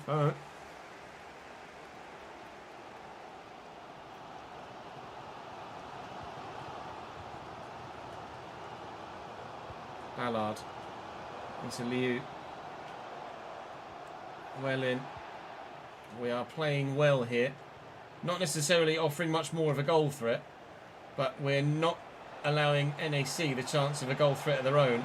Having taken the lead now and showing some good solid defensive play here, I'm hoping it won't be a factor. And a clean sheet could be an opportunity for us here to ensure the dub. 10 minutes to go in this first half, sorry, means that it's definitely not over yet though. Fumagalli trying to tuck this back to a teammate, can't find Reisiger in the middle. So far so good defensively.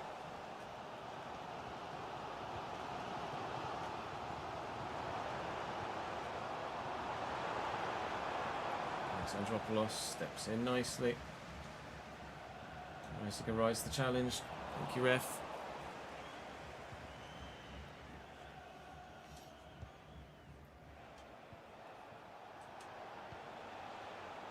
Fumagalli, Alexandropoulos. Reisiger's made the run. It's a lovely spin.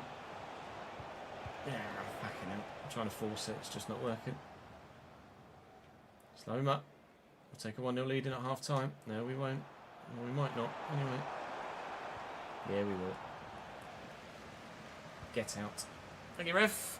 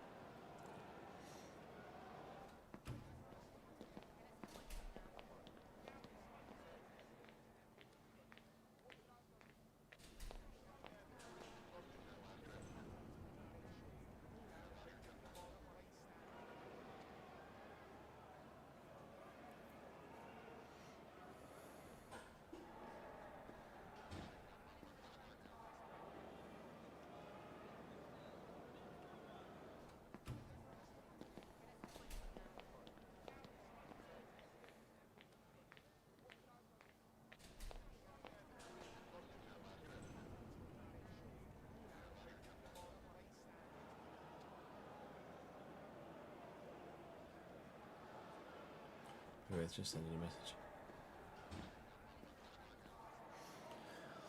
Hello, Seba. How are we, sir? I need to finish this game. I've got a fucking meeting in 15 minutes. Come on, Chess. Becker and Fumagalli. To Becker again. Forward to Tape. Here's Escobar. No, you don't. Oh, actually, Escobar's football was a bit better there than I anticipated it would be. And I see the run of Rotz, and we'll get it to him. It's a corner. Chance is still here, maybe, for another goal. Try and get it to the man at the back post, which I haven't done. Becker's header is shite. Yeah, all good, thank you, mate.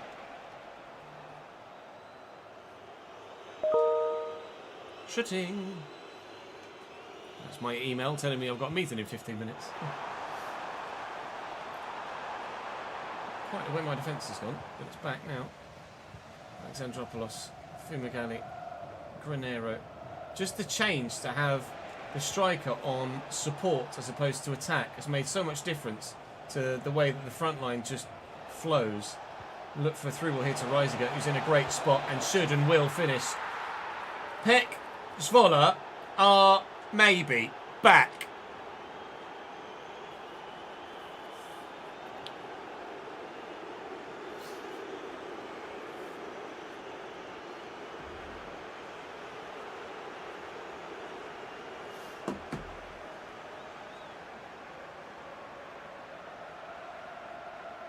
You're an NAC fan, are you, Seb?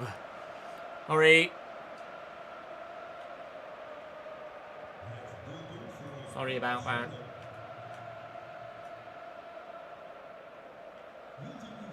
So's one of our Patreon members, Yella. I think he's an NAC fan as well. Appa, Nasso. Balls. It's on me for trying to force a pass into an area where one was never going to work. Are you going to take the ball straight off the pitch? No. Ah. Okay. I think they might have gotten a bit of a bullshit penalty call for a handball, which might have been overturned, but luckily for them, they've been able to put the ball in the back of there anyway. I think it was going to give a handball against Volta there, which just wouldn't have been fair and probably would have been overturned by VAR. But they were able to put the ball in the back of the net before the referee blew his whistle. And, excuse me, Mr. Lambourne. And they're back in the game here, NAC. Not ideal. Nor's that. I just shot themselves in the foot. Shot myself. Ref! He's just picked me up, thrown me to the ground. I wasn't confident of being able to score from there, so I thought I'm just going to try and square it to Granero, and failed miserably. Now here they come again, looking for another bloody goal. Please don't. Thank you.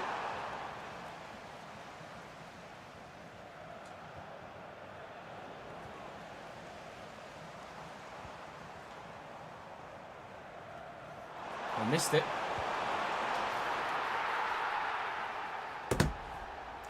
Oh no. It's 2-2. They have turned it round. Bosh.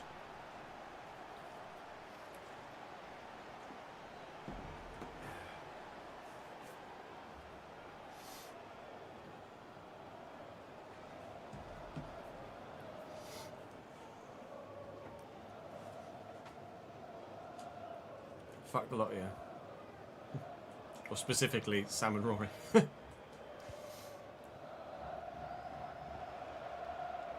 Ah, poor. Right, changes.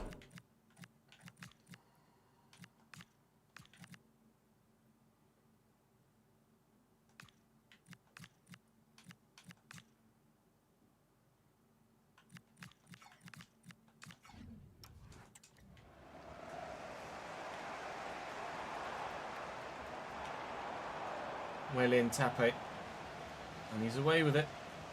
We'll look for Granero here, who's got the legs on the defenders, but doesn't quite get to the ball first. Great first-time pass into Rotz, though, who surely finds Granero here, who can't sweep the ball into the near post. It's now gone off. Konyat and Saar and Edvardsen are off the bench for me here to try. Bring this back round. Ball keeps falling to centre-backs, though. Round the corner go. Are you onside? The ball wasn't really meant for you, Mr. Konyat. It was meant for bloody Rotz. Didn't even know you were there. 2-2 in the 79th. All to play for.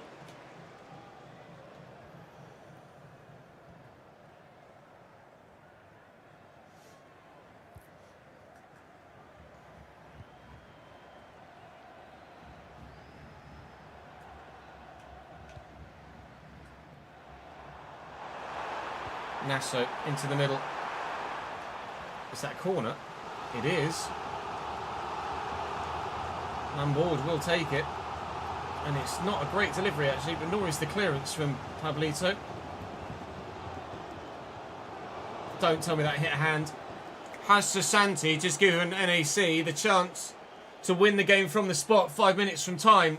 He's trying to explain to the referee exactly what happened. I don't know whether that is or is not a legitimate handball. I think that might be a legitimate handball.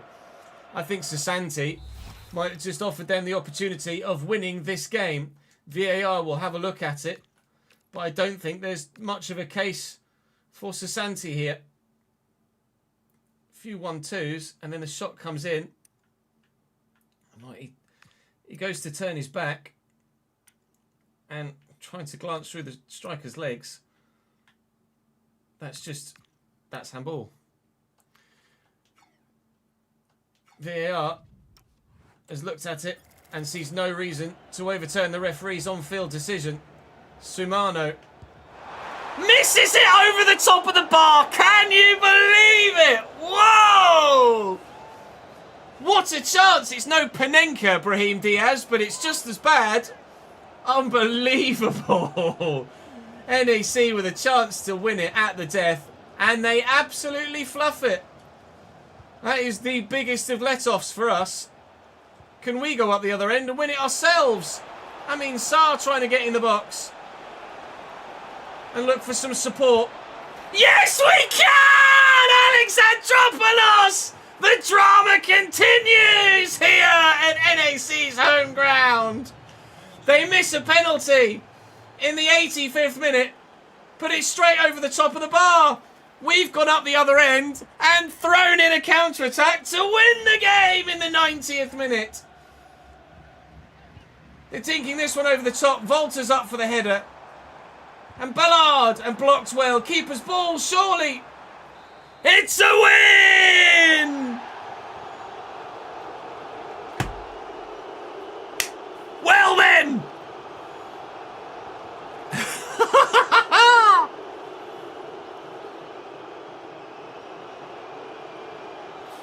If only YouTube knew what had gone on in live chat and the chaos that created.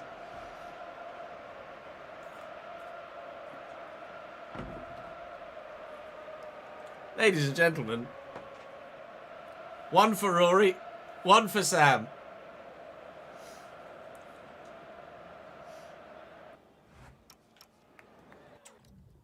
Who needs an AFCON final, eh?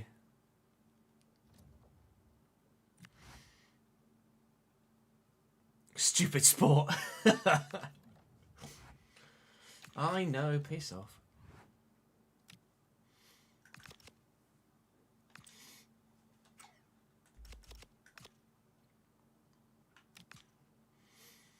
Almelo are the next side. It's at home. They're bottom. If ever there was a obvious... This is the one to sim. Training injury clash. Dina Abimbe's out for a bit. That is manageable, thankfully. That could have come back to haunt us. 10 days is fine. Miel and Burt can go in there. They wanted, or Feyenoord have come to me and been like, oh, you're not playing the lone cam that often. So I'm going to give him the start here against Almelo. But it's the only change I'm going to make. Sandy's going to go in there. And the rest is just going to be as you see it. Please win, gentlemen.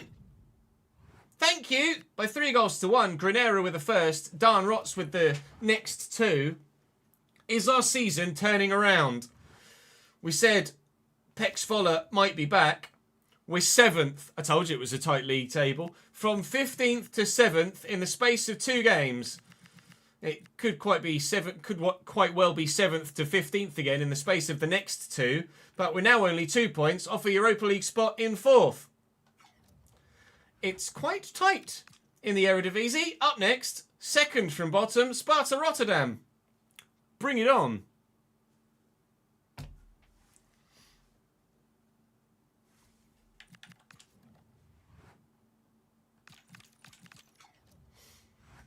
Right, I'm going to save that there.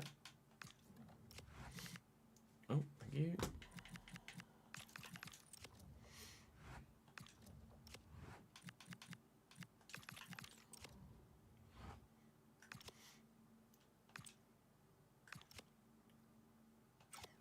Unbelievable, Hefe. Unbelievable, Hefe. Let me save that footage as well. It is going to be Vola 16 part 1. I will record the second half of that episode after I've had my meeting with EA in 5 minutes' time. But that is going to be all for today's stream, lads, I'm afraid. I most likely won't go live again after the meeting because I'll just record the rest of this episode and then just crack on with editing of everything that we've recorded today to try and save me doing it all post Jude's bedtime, so I can actually have a bit of an evening. So I will be live again tomorrow. Tomorrow will be every other stream day for the rest of the week is a regular full day. So tomorrow will be live the usual time, about 12 till about 6. And we can send you guys on a raid if you might quite like to go on one. Nick is live at the minute with a Team of the Year subathon, so I'm quite happy to send you guys over to Nick. Head on over and join Nick's subathon for the rest of your afternoon. But that's all from me for today. We'll be back with more Realistic RTG tomorrow and more Journeyman as well. And I will see you in the future. But for the present, I'm off. Tatty byes.